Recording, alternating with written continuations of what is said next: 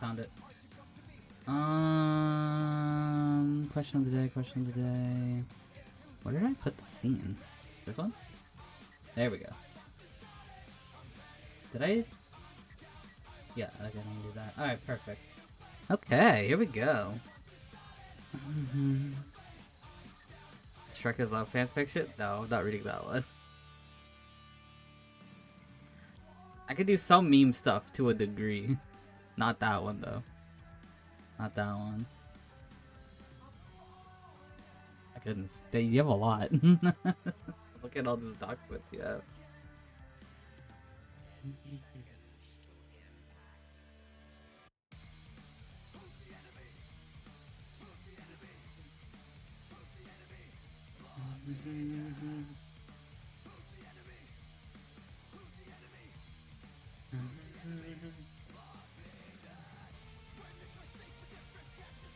Just all the fanfics Ember has.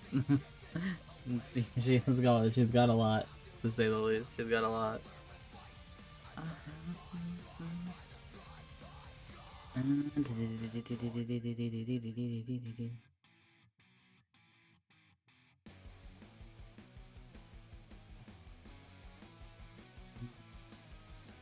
Be a title mark for the fight.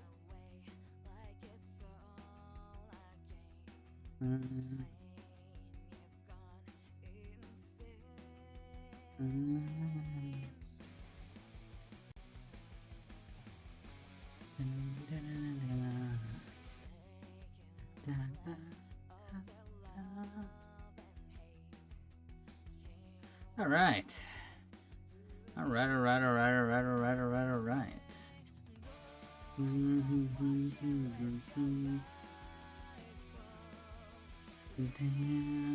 My juice.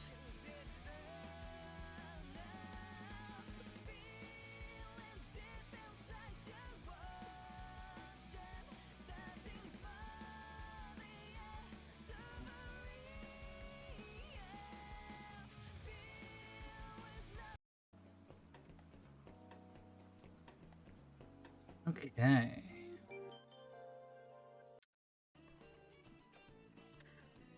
Am I the depressed? Talk about depressed. Does elated mean happy? It's like elation. It doesn't necessarily mean happy. No, I mean, you are usually happy when you're elated, but does elated necessarily mean that you're happy? I don't know. That's a different question of the day. We'll ask that a different day. All right. All right, guys. We got two big things to do today. The first thing we do right before we do the ASMR is, so I was originally going to save this topic for next week. But it got hot. It got hot, and it got hot fast. It got hot really, really fast because a certain somebody had a certain tweet, and that tweet was blowing up, and I was like, you know what? I think I gotta do this topic early, and that's why stream was a little bit late because I had to put together the question of the day in like a very short amount of time. We'll see. We'll start with what I got here, and then we'll go into it and see what other people are saying about it. But the topic lit a fire on Twitter a little bit earlier, so that's why I decided to do it today. But regardless of that, actually let me start YouTube stream before we like officially start. Real quick. Fire, PK fire. Okay.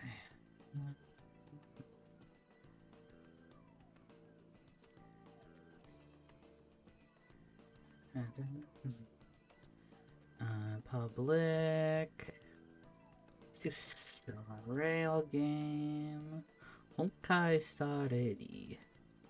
Honkai Star 80.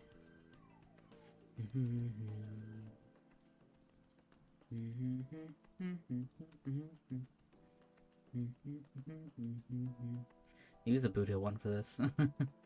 I love the boot hill thumbnail. Okay. Cool. Cool.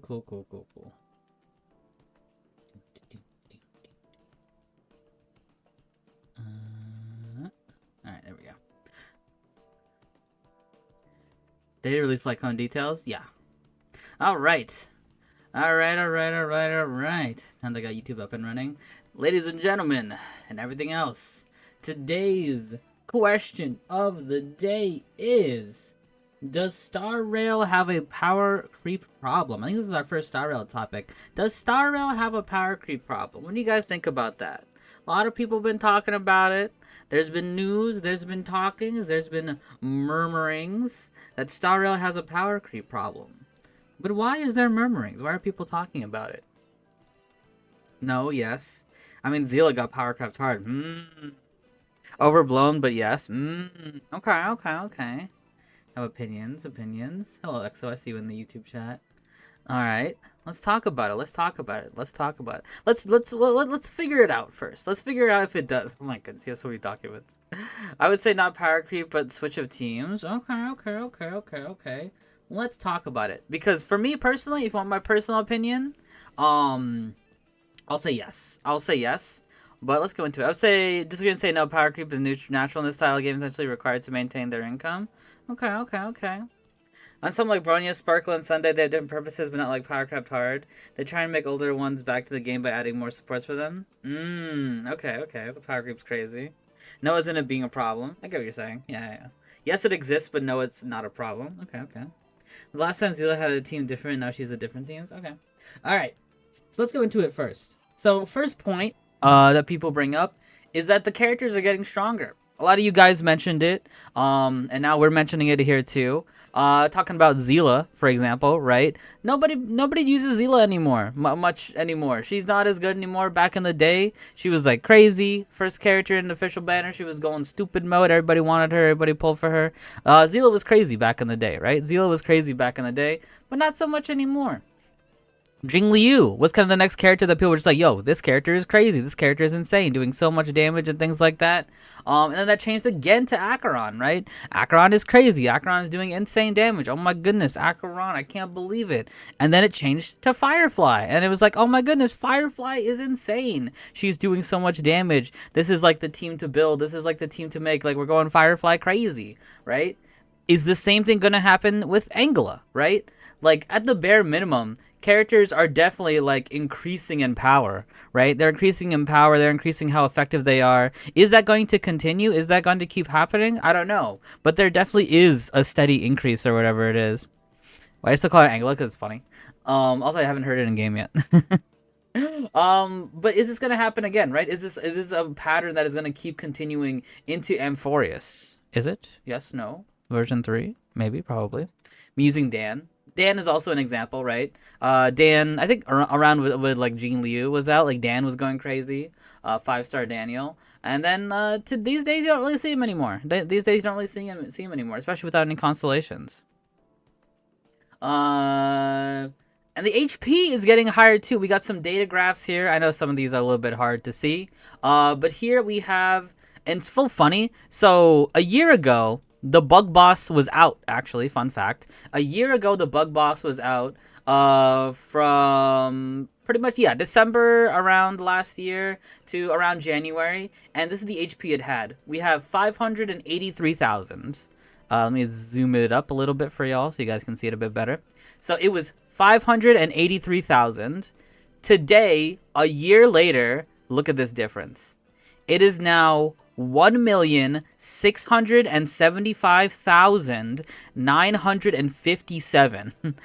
That is a difference between the same boss. It is the exact same boss. 1 year later, same wave, final fight, everything like that. Same weaknesses, same speed, everything like that.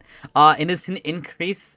I don't know if this is specifically about this boss, but I think the 200 is about the previous boss. Anyway, yeah, it's pretty much triple, right? This is more or less triple, maybe a bit more than triple, but this is pretty much triple in just 1 year. In just 1 year, they have tripled the same boss's HP. The exact same boss's HP. I also have a graph here to show how big the HP has gotten in comparison. Even other gacha games with behind back creep don't scale HP this hard in a couple months. Yeah. So this is back in Enigmata of Deep Space. So we can see the HP is about like 4 milli. About 4 milli. Then we're increasing a little bit to Dreamland. We're increasing a bit steeper, right? That's a bit more steep to White Knight Chronicles. It's a bit flat going into Song True Theme. A bit tiny little increase. Pretty flat from Song to the Big Sleep. And then from the Big Sleep to Dancing with Dreams, there is a pretty steep incline. Right? Pretty steep incline to Dancing with the Dreams. And then finally from Dancing with Dreams to the Strife of Creation, my lord, that is a climb. Like, regardless of whether people think it's a problem or not, there is definitely has to be an acknowledgement that this is a climb. This is a big climb when it comes to HP. Ending up with 10 milli, I believe. I think that's the end of the graph.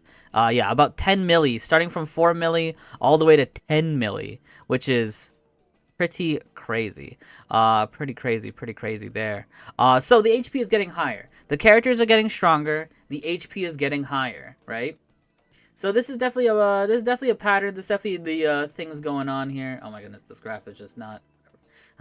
We'll put it back over here. I don't think we're gonna come back to this graph. Okay, let's put it right there. All right. So HP is getting higher, characters are getting stronger, right? There is an inflation of some sort, right? Regardless of anything, there is an inflation of some sort.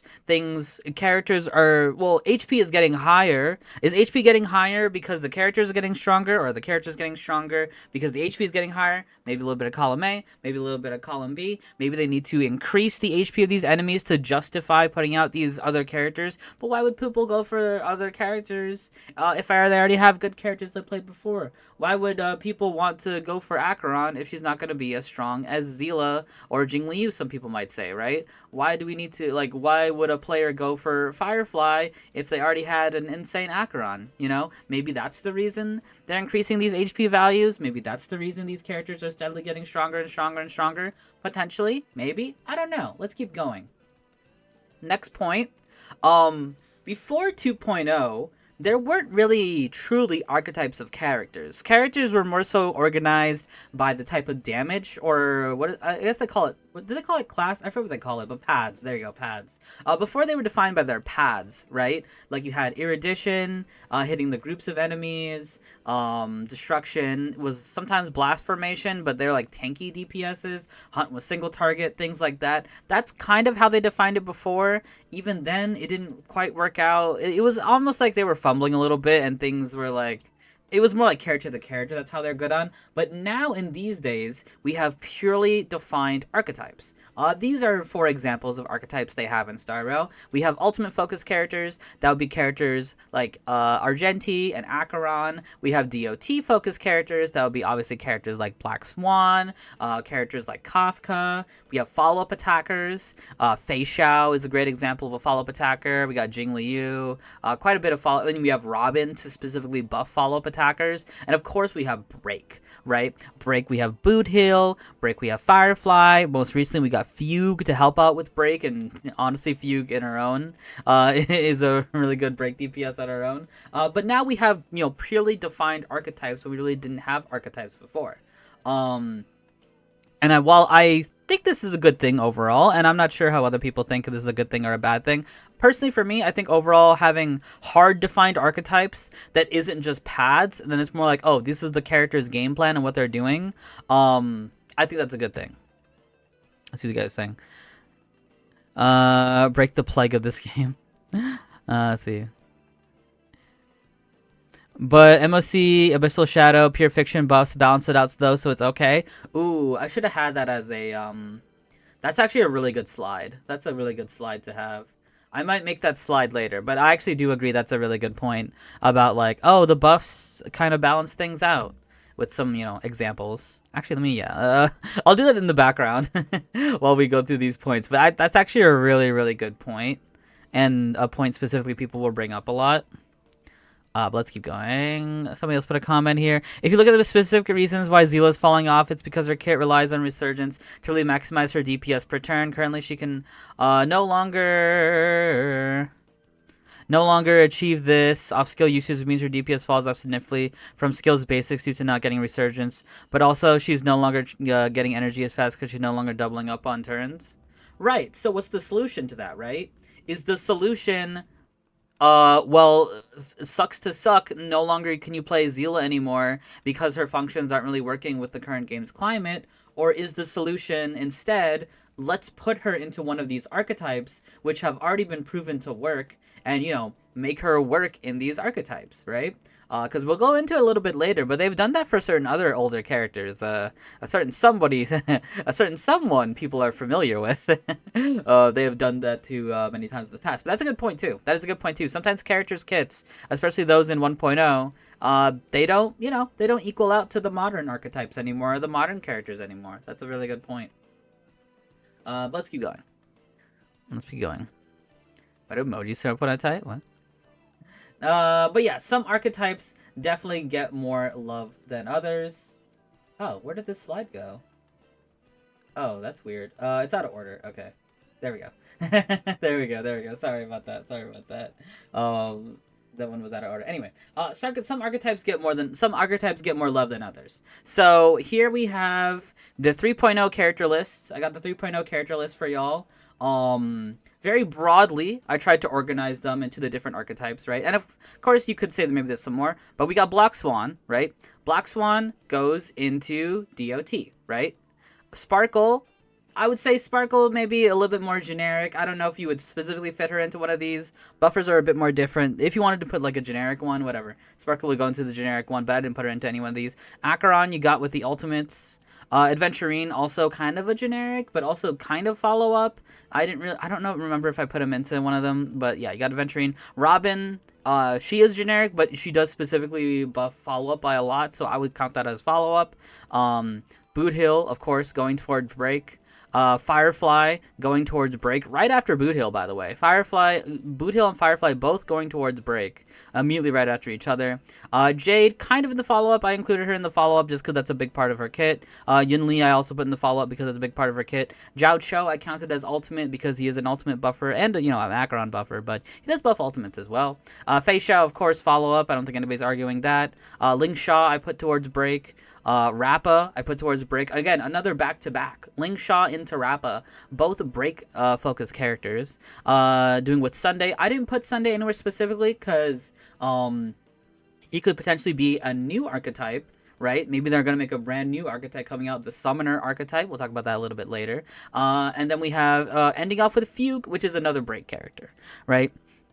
Yun Li could also be ultimate too. Yeah, Yun Li could maybe be ultimate. Maybe we increase this to 3 to also include Yun Li, maybe. But the point is, right, like whether I increase this to 3 or not for Yun Li, right, there's obviously 2 big winners here. There's 2 big winners and 1 big loser, right? Regardless of like maybe like the nitty gritty for like the more generic ones, I think people can see that there is certainly a focus and there is certainly a love for certain archetypes over other archetypes, right? Break and follow-up got a lot of love. A lot of love in version 3.0.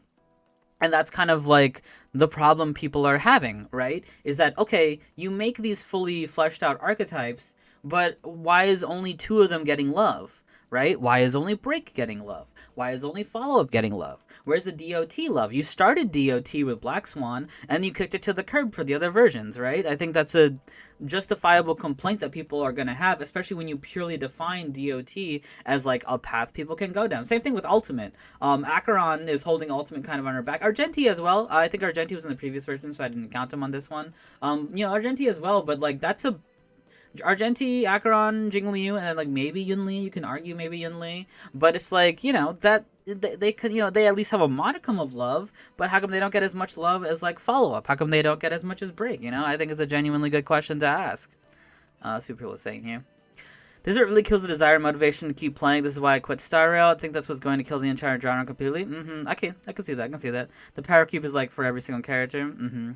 Star Rail doesn't help with the MOC bosses. I think 1.x characters just have the unfortunate problem of being released early. That's a good point. Most of them don't have to fit into an archetype because they didn't have archetypes to begin with. Okay, yeah, I agree with that. Jing Yuan had a gimmick with his solo follow-ups, which already are somewhat common mechanic, and it's only going to be expanded on. Right. That is very true too. That's the thing with Jing Yuan specifically, is that Jing Yuan kind of naturally falls into the follow-up archetype, so it's very convenient that he kind of slid into this. And I think a good example of a character not super well sliding into one of these is Blade. I think let's compare Blade to Jing Yuan. Is Jing Yuan was able to slide into follow up a little bit and have specific buffers made for him. And, you know, right now he has Sunday that is kind of specifically made for him. But again, it's more a convenience of him sliding into like the Memo Sprite slash Summoner archetype, which is kind of a new archetype we're going to have, is the Summoner archetype. He kind of conveniently slid into that. But somebody like Blade, even though Blade has follow ups, I don't think he was able to naturally slide into it as easily as, like, you know, Jing Yuan was able to slide into follow up slash the new Summoner archetype. Whatchamacallit? I had another example in my mind, but it escaped me. Or like Zila, for example. We brought up Zila earlier. Is Zila gonna be attached to? Should Zila be attached to one of these archetypes? Potentially the ultimate archetype. Is she gonna be slid into that and have that be her focus? Like maybe Resurgence can still be a thing, or maybe they make a new archetype, right? A new archetype with Resurgence or something regarding Resurgence, like the bonus turn archetype. You know, bonus turns are a thing. Are they going to expand on bonus turns a little bit more to fully flesh out bonus turns into its own archetype? I don't know. Same with Ranmei, Band-Aid fix for DOT teams. That's a thing as well. Yeah, sometimes you get a Band-Aid fix for some of these teams. Because, like, yeah, Jing Yuan kind of a little bit slid into the follow-up archetype. But not fully, right? I think it took until Sunday for him to get into a genuinely good spot. He got a little bit of bonuses with the follow-up peoples. But not so much. It took until, you know, we can see the imaginary summoner. Actually... should I grab a picture of Mem? hold on. Here we need to represent the summoner archetype here. I think. Okay, Star Rail Mem. All right, yeah, we need to represent this, because I do think the summoner archetype is gonna be a thing. This needs some type of representation. Here we go. Do it live. There we go. Yeah, right. Like with the new summoner archetype becoming a thing, Jing Yuan has finally, you know, you could say found a place, found some good benefits. But it's more so convenient for Jing Yuan than it is. I don't want to say intentionally, but like it's very nice that he got something, but such doesn't apply to a lot of the other characters. Which is very unfortunate, because even DOT, which already existed previously to the summoning archetype, is getting less benefits than the summoning archetype, which just came out. Wait, what? I cancel myself. Hey, Reaper Rose. Let's see what you guys are saying. It's about Jing Liu. 1.0 characters. Yeah, we got that. Assuming you have a relic slide. Not too much to say about relics. I don't know what you mean by I mean, yeah, relics can boost up character. Yeah, that's a good point. Relics can definitely be another method. With archetypes, I think relics are also a good point to bring up, of just like, oh, is that the neutralizer here, or is that the advantage to bring people back up? Do we give a relic set to like Blade or Jing Liu that can bring them up to the same point that the DOT, the follow-up, the ultimate, the break people are? Well, not DOT, but the follow-up, ultimate, and break people are. I wouldn't even put ultimate necessarily in there, but like the follow-up and break. Do we give them, is a artifact set, I mean relic set, enough to boost Jing Yuan, Jing Liu and Blade, or Zila, or whatever character, to the same realm that like follow up and break gets the love? I don't know. But I also don't think that's necessarily what people want. And as we continue to talk about this, I don't know anything about Stardust, so I can't say anything. It's okay. Blade with Sunday plus Bronya actually is kind of cracked. I ran it the other day. So mostly around either S1. Blade with Sunday, Bronya actually is kind of cracked. I ran it the other day. Yeah, I mean, that's a good point too, is that there is... what is it? There is always things that you... We'll talk about that a little bit too. And I think it doesn't hit the main part of the issue, but it is aspect of this issue, is you can make any character work. It's going to take some effort or creativity, but you can make characters work. For example, like Blade. You can make Blade work, especially in Pure Fiction. That's probably his best mode right now, is Pure Fiction, because he can hit everybody at once with a lot of his attacks. He can work pretty well with Jade. But then again, you know, Jade is one specific character, and like, you know, it's not that crazy. It's just like very solid. But I think it doesn't hit the core of the issue, is what we'll get to when we kind of get to the end of the thingies here. Sunday giving another 100% advance forward option that's SP neutral makes him viable again. Before that, he was left in the dust. Yeah. But it also wasn't specifically made for him.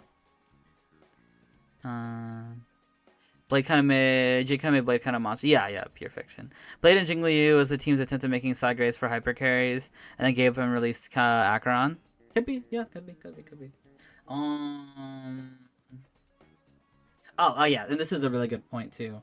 The next point to bring up is they can do a good job of keeping characters relevant. We got the tier list here from Pridwin. I'm not encouraging people to follow Pridwin as law, because I personally don't think they know what they're talking about 100% of the time, but I think this is a good example right here. So, using the Pridwin's little tier list here, this first one is the MOC.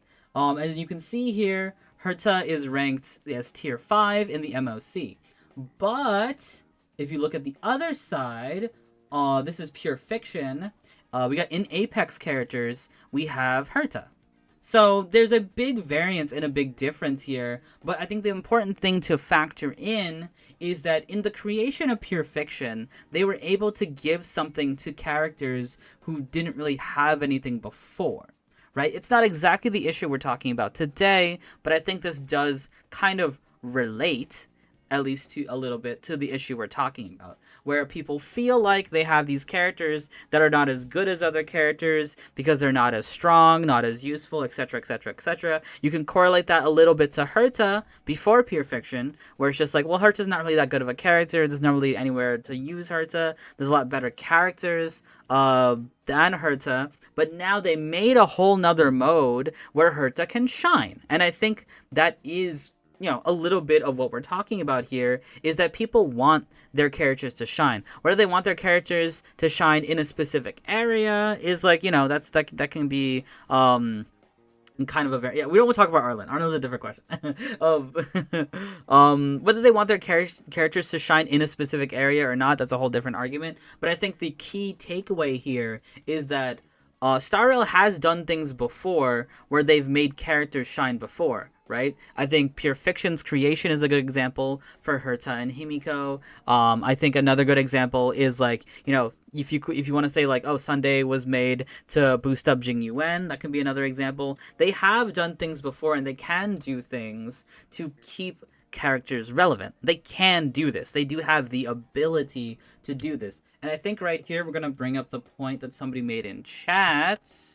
Let me go to one of the endgame modes here, because I think that was a really good point. Let me use Apocalyptic Shadow as the example here.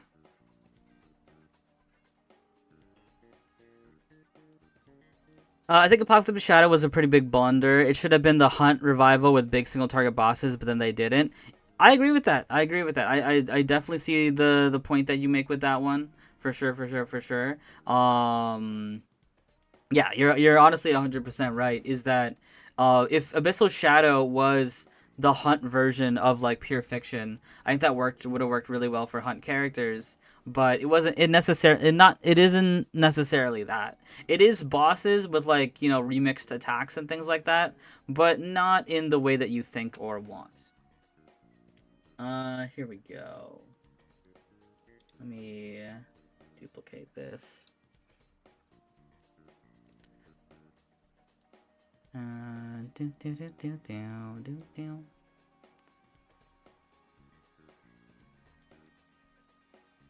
Because I really did like that point that Bihaku brought up of, like, here we go.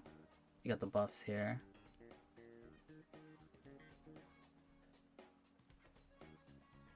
We'll call this potential solution. All right, I'm gonna call this as the potential solution. So the reason I call this potential solution, because I think this could be the potential solution. So what these are buffs for specifically the Abyssal Shadow mode. So it says right here, an enemy unit with Steadfast Safeguard is weakness broken. Action advances all allies and recovers skill points, increases the weakness break damage taken by all enemies by 20%, and increases follow-up attack damage by 20%. So, from that kind of, let's say, stage buff, right? From the stage buff, it's like, all right, we're doing weakness break, right? Weakness break is the current characters, so of course the current characters are going to do very well in the current endgame modes. That's not a new thing. Every single Hoyo game does it. I think it's fine. I think that there's nothing necessarily wrong with that. But the key here is if we look at the buffs, okay? So the buffs say increase all damage break effects by 10 after breaking enemy weaknesses, increase all allies, whatever. So it's break for break, right? If you play break, you get the break benefit of the main buff, and then you get a little side buff after that. The next one says, before the enemy units with Steadfast Safeguard weakness broken, tally the amount of DOT they have, and when the weakness broken deals additional damage equal to 100% of the DOT, then it's like, okay, this is for DOT, right? We're still aligning with the archetype thing that we said earlier, is like this was for break, this is for DOT. Last one increases quantum damage dealt by allies by 60%. After defeating an enemy target, advances the attacker action by 15%. And then they even add something a little bit more unique. They go outside their archetype and they say, hey, if you just want to use this element, here's this element here you can use, and we're going to benefit this specific element. But the problem is that the additional buffs here, they do help, right? They do help certain archetypes be able to clear, but the problem is that it's I don't want to say it's like not enough, but that's kind of what I want to say, is that it's not necessarily enough.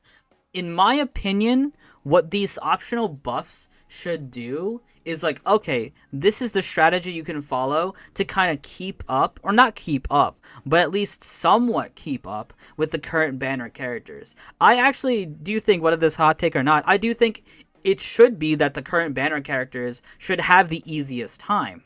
But just because the banner characters have an easier, or should have the easiest time, doesn't mean that other archetypes shouldn't have a easier time, or like a reasonable time with it, right? Even if they're not getting like the main benefit, at least they can get these little buffs to kind of like help them along. And even then, like, you know, these buffs aren't for every these buffs aren't for every single archetype, right? Ultimates are not getting any benefit from any of these. Whatchamacallit? Theoretically, follow-up attacking doesn't necessarily get into any one of these unless it follows into the quantum, unless like follow-up quantum or whatever, right? Like, it doesn't necessarily follow into these, right? And I think that's a really issue. It's kind of a big issue for the buffs, is that like buffs provide the window to be the balancers, right? These buffs provide the window to be the balancers, but they're not really doing the best job of being the balancers. They're doing a job of just like, oh, if you happen to fit in to the buffs that we chose, then nice, you can kind of keep up. But even then, you don't even get the option of 3, you get the option of 2, because one of the buffs is always going to be in line with the main buff, which has to do with which is on the banner. So if you're playing off banner, if you're playing off, what I'm saying is, if you're playing off banner, you only have almost, you can say, an RNG choice of getting 2 of these buffs. You kind of have an RNG choice in a way of getting 2 of the other buffs, which the 2 other buffs could also align with the banners, which again is another misalignment. Let's see what you guys are saying here. MOC is the ultimate, Pure Fiction is the follow-up, Abyssal Shadow is the break. I wouldn't necessarily agree with that. I think it depends on what each of the fights want to do in whatever they're doing. Because MOC right now is actually very Erudition focused. Rework adds to old character kits. It can cost in-game resource to upgrade them. You shouldn't have any real money. You should not spend real money for them. Okay. That's a good point too. With the whole like Jingyuan for Sunday thing, is like, is the path to go to make new characters for older characters like Sunday for Jingyuan, or is that not the solution? Is the solution a different way where we can do different, like a relic thing, or do a new type of system where certain, oh my god, I keep clicking that, or where do a new thing where certain characters get certain benefits to other ways? benefits the other ways. I think it's an unreasonable ask to direct buffs to old characters. Unfortunately, that's the only way to fix characters like Zila, though. I don't think it's I think it's unreasonable if it's a brand new system just for some specific characters, and those characters happen to be older characters. I think they can do it in smarter ways. It's an unrealistic expectation, but not an unreasonable task. Yeah, that's fair. They didn't do that in any of their other games, and it's not gonna happen now. Yeah, they're always gonna try to add things, and then I think this should be one of them. Could be, yeah. Verse 1999, Limbus Company, PGR, FGO, Grand Blue, Arknights, other even Dokkan, all these gachas rework their old character kits. Yeah. It's not something that, what is it, Hoyo Games do. To say that they can't do that, obviously, they can. They can do anything that they want to, of course, right? Is this the game to do it in? Potentially. I do think Star Rail is a game where the meta actually matters compared to some of the other games with Genshin. The meta doesn't matter at all. As long as you kind of know what you're doing and you have a good grasp on like team building, you can do anything with anyone. Zenless right now, Zenless is still very new, so it's kind of hard to say. Zenless is kind of in this period of just like, if you have certain characters, you can do really well, and there's plenty of modes where you can just play whoever you want and can do really well regardless. Like, there's quite a few endgame modes which don't even have a timer, and it's just like, play video game well. Okay, you get benefit for play video game well. There's still timer modes though, of course. Dokkan's a bit different though with how eases work. Yeah, I'm not sure about Dokkan. I'm not too knowledgeable about Dokkan. This is the only game that even wants something like this because Honkai 3 is a lost cause. Oh yeah, don't even talk about Honkai 3. But talk about meta. Don't even mention Honkai 3. Yeah, it's a lost cause. Yeah, I mean that could be a solution, right? Do we change, what is it? Yeah, do we change old character kits? Do we upgrade old character kits? Or do we give them, other buffs via relics or via other characters? Let's keep going. But yeah, here's the problem, right? So that was all the evidence, right? That was all the evidence of like the characters are getting stronger, the HP is getting higher. They have archetypes, but sometimes some archetypes don't give that much love compared to other archetypes. There's an imbalance of archetype, right? Higher HP, stronger characters, imbalance of archetypes. This is all leading towards power creep, right? But is this an inherent problem or not? Just because power creep exists, does it even a problem, right? And I think it all boils down to the issue is this. Simply put, people are worried about who they pull, right? I think that's all really what it comes down to, and really the big core of the issue is that people are genuinely worried about who they pull for. They're worried that, like, should I pull for this character? What if this character becomes irrelevant in a year, right? Should I pull for this character? Are they just gonna get power creeps by, like, a different character coming up? Should I pull for this character? Are they gonna align with the future characters coming out? Silver Wolf is okay, I should have put Silver Wolf here. We'll add Silver Wolf here. I legitimately forgot about Silver Wolf, but Silver Wolf is kind of the perfect character for this, isn't she? She is kind of the perfect character for this, isn't she? Here we go. Silver Wolf is here now. Silver Wolf is here now. Because I agree, Silver Wolf is, I think, the poster child for this. Is people are worried about who they should pull for. Pulling Silver Wolf at the time, maybe it felt pretty good. Had a lot of good debuffs. She was doing pretty well. Silver Wolf in this day and age, who the heck is going for this character? That's just pure facts. Unfortunately, that's just pure facts. Silver Wolf really doesn't fit into any of the established archetypes. The only archetype she could maybe fit into, which is the Break archetype, already has characters that can do what she could have done for Break, but just kind of better. And they just kind of do them better than Silver Wolf. And that's...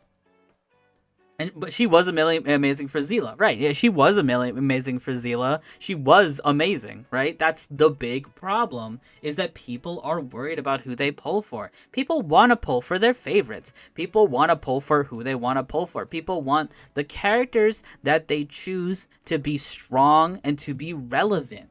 That's what people want. They want the people that they pick to be strong and relevant. They don't want to necessarily go for the strong characters, even though they might, and even though they might desire to. People don't want to be forced or pulled, haha. People don't want to be pulled to pull for things they don't want, but people will feel like they have to keep up. And again, that is the the encompassing of the problem here. That's the encompassing of the problem.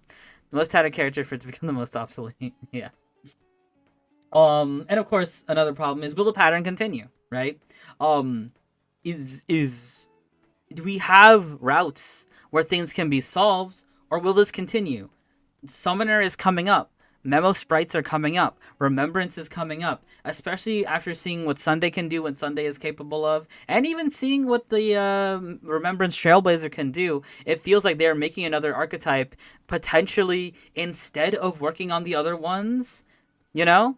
Are we going to see this again? And are the numbers going to be like this? Right? For example, right? Will the numbers be like this? I think this is what people can potentially be worried about. Let me even this up a little bit just so I can make more emphasis, right? Will this happen, right? Will this happen with time, right? Or maybe will this happen with time, right? Will this happen with time where now follow up and break don't get any love, and like the ultimate didn't move, but it's like, oh, we'll give some stuff to like DOT a little bit along with remembrance, right? You know, will they be even more imbalance, right? I think that's a genuine concern that people can have or may have, is that like the love is not being shared going into Amphorius, where we're already seeing a brand new archetype being revealed and potentially being focused on, like follow up and break attack was. Or break? Yeah, break. That break was. At this point in the game, I don't think there's a reason to not pull new characters. Even DU2 hasn't been given anything forever, can still clear without too much struggle. Every character released since 2.0 is at least pretty good right now. Yeah, I think to a degree I definitely agree with you, right? If we go back to the list right here, I'll say most of the characters here are good, right? Most of the characters here are good. I think the probably the worst character on here is probably Black Swan and Sparkle. But like, you know, Acheron is still pretty good, but I will say Acheron is definitely losing some speed here. She's a bit losing a bit of pace these days. Adventurine still really good. Robin is great. Boot Hill's doing fine in certain things. Firefly's still fine. Jade is here or there, but she kind of started here or there. Yinli's still really good. Zhao Cho is fine. Fei Xiao is doing really good. Yeah, and then we're of course going towards the end, right? But is that gonna stay true? Is the fear, right? And that's what I'm talking about with this slide. Is that, you know, is Acheron, right? Is Acheron gonna be the new Zila, where a year from now nobody plays Acheron, right? That's kind of the point that I'm making with this slide, is that, is this gonna happen again, where like, you know, is Firefly gonna be as used as like Jing Liu is now, where it's just like you can kind of do things with Firefly, but it's not gonna be as effective as like the new Firefly or whatever new character it might be. That is the fear, and that is the problem that's being created, is that, yeah, as of this point, I think all of these characters are great. I think all the 2.0 characters are absolutely fantastic, usable, very strong, but are they going to turn into the 1.0 characters where it's just like in a year time, they're just not going to be able to keep up, right? In a year time, are they going to be able to keep up? In a year time where maybe the HP was even going to triple for the Bug Boss, right? Bug Boss is at 1.6. Is the Bug Boss going to go to like 3.0 or 4.0 milli HP? And it's just like, oh man, all these other 2.0 characters, they really can't catch up anymore. Is that going to happen? I think that's a legitimate fear people have. People focus so hard on the older characters being power creep when that was genuinely inevitable. Even in Genshin's, most of these characters early on have better counterparts and don't stand out to new characters. The difference is, though, the older Genshin characters can still keep up really well. Because Genshin's ceiling is so much lower, characters like Hu Tao can keep up a lot easier. Like newer pyro characters, let's use Mawika and Arlecchino. Mawika and Arlecchino are a lot better. Mawika and Arlecchino are a lot better than Arlecchino are a lot better than Hu Tao, but Hu Tao can still keep up because the general floor of Genshin is very low. But again, as we can see here, the ceiling of Star Rail is rising a lot faster than the ceiling of Genshin is. The ceiling of Genshin, I feel like it has a steady incline for sure, but I think it's more of a steady incline that Star Rail had in the past. The problem is that Star Rail is starting to have a spiking ceiling. That's the issue right here. Star Rail is starting to have a spiking ceiling where other things will not be able to keep up because this is what they were capable of before, but now this is what they have to contend with on these days. That's the issue here. Genshin doesn't have any hard content. I agree. Yeah, I think Genshin's ceiling is very low. Genshin's ceiling is very, very low in my opinion. I don't think the ceiling is very high compared to Star Rails, especially compared to Star Rails. The best Kafka Black Swan team throws Acheron in the spare slot these days. Yeah, I don't know if DOT Acheron is that good. That is definitely not good for Acheron. It's something you can do. Player seems to adopt a general move forward, don't look back when the players take it on themselves to cope together some wacky stuff, which makes for some very respectable, wholesome, and feared communities like Amber Mains. But I don't think they should keep that philosophy. I see what you're saying with that. I think the philosophy can work because I do think I don't think there's not necessarily a problem with a steady slow power creep that I think something like Genshin kind of has, where it's like things are getting power crept, but what's behind isn't irrelevant or isn't as usable or needs to work extra hard to keep up, right? I think Hu Tao is a good example of that. Is that Hu Tao probably can't reach the extents that like a very similar built Malwika or Arlecchino can, but she can still keep up fine for what she needs to do, and I think that's why people don't have a problem with it. 2.0 characters falling into archetypes that will constantly get expanded on with more characters and most importantly more supports will most likely keep at least a majority of them usable for a long time. If that does indeed happen, and I do hope it does, but again, the fear that people have. I don't. If you ask me if I necessarily have this fear, I think it can be 50-50. But again, the fear that people have is that what happens to these 2.0 characters is what did happen to the 1.0 characters, and I think that is a legitimate fear people may have. Will it not be a fear because we have purely defined archetypes now? I don't know, but we shall see. I suppose we shall see. Wait, why did I? I was like, this is the example numbers I have. I think this was a 5 before. There we go. The problem is that DOT doesn't do enough damage to make it for the lack of supportive nihility for Acheron. Acheron doesn't do enough damage to make it for the DOT. Makes sense. That Acheron is usually subpar. Yeah. I don't think the team is capable of that because the numbers are simply spiking dramatically. The kit descriptions be damned. That is fair. I think it'd be a lot easier to see if it was a steady incline, but having the sharp inclines is what's making this difficult to kind of predict. And is what opening up the fear. Alright, let's keep going. Alright, this is where it gets big. Alright. This is kind of what made me do this today. It's something we're going to look at for a little bit here. We kind of been talking about it. I've presented the kind of evidence from the one side. There's more. There's a big, let's say, other side, right? So I've mostly talked about the side that says Star Rail does indeed have power creep, and there is indeed a problem. I've been coming a lot from that side because we are going to be looking at a tweet here that, let's say, is from the other side. Oh my goodness. Let's say it's from the other side of the conversation, which is it is indeed not a problem. I haven't looked to the extent that this side talks about it, but we're going to look at it together. I don't know why my layout's messing up, but whatever. I'm just going to ignore it for now. All right. Let's go into it. Boom. We got a tweet here. We got the playing the advocate. We got the tweet here. This says Star Rail has a power creep problem only if you allow it to happen, either by greed or stupidity. Change my mind. Never mind. Surprising. What do you guys think? So this is the other side of the conversation. We've kind of been focused on one side. There's another side. We'll go into their own examples. I'll go into the actual tweet and like take a look at it and things like that. Angels, you took the beat. I have one point to say here. Go for it. I know his content inside pretty well. Okay, greed is definitely the driving factor. Company has to make money. Well, no, they're saying greed. Unless I'm misinterpreting this, I thought they were saying greed from the side of the player. Video on it just recently. Oh, we should take a look. I didn't know they made a video on it. We should take a look then. It is good to get the other side, right? Okay, this is gosh dang 1 hour.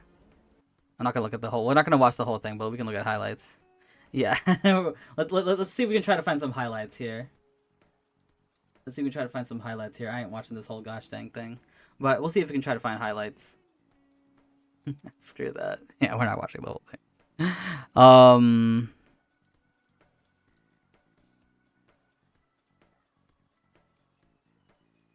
we go. Let's see what he says.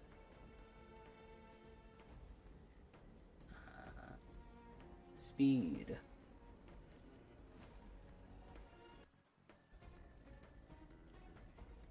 Okay, it's cringe. Can we? There we go. Misconstructing my words, just starting one. You choose to want more, then sure, you can twist my tweet into a way that you can deem it as more, right? Or if you are choosing to be offended by the tweet, then in which case, I do apologize in advance if I call you guys, little bit stupid, right? A little bit silly, okay. When is he getting to the point? Oh, here we go. I'm just gonna skip the whole intro. If he says anything of value in the intro, I apologize. I'm skipping the gosh dang intro. Oh, these are the little silly goobers that failed to understand the sentence when it is. Okay, can he stop stroke his own ego and get to the point? Verbatim. Honkai Star Rail has a power creep problem. Verbatim. So yes, I 100% acknowledge there is a power creep problem in Honkai Star Rail. So that already removes half the retards that think that I feel there's no. Oh my gosh, can you get to the point? Honkai Star Rail has no power creep, right? I'm more specifically talking about the people that got baited by these lies. I'm standing my ground. From Wikipedia, updates or expansions to a game introduces more powerful. Okay. Will always have power creep. Right? Okay, that's fair. The only people saying that doesn't. That's what I said too. I do agree with that so far. Scylla's ultimate, right? I do agree with that part. I came prepared. We have Scylla's ultimate dealing what 425% on the base module. Okay, I think they're just explaining why power creep exists. But we know what we all know that power creep exists. I don't think that was ever the question. That's not the issue here, I feel. That's not the issue. 3, 4, 4, 7. Okay, that's not the issue. I guess they're explaining it as well, so. I wish they would explain their stance. Building is and always will be the most important aspect of a turn-based game, specifically Honkai Star Rail, right? You basically have a basic skill, ultimate talent. Okay, sometimes you give the technique. There's no such thing as perfect parry. There's no such thing as perfect dodge. If you want to run a sustainless team in Honkai Star Rail, then you better damn well kill the target. Because more or less timing, right? Swap back, negative edge. Yeah, I wish I wish someone made a summary video about this. Themselves, they are a lot more significant compared to all these garbage games where there's a lot more degree of freedom for players to express their skills. It is quite literally skills, right?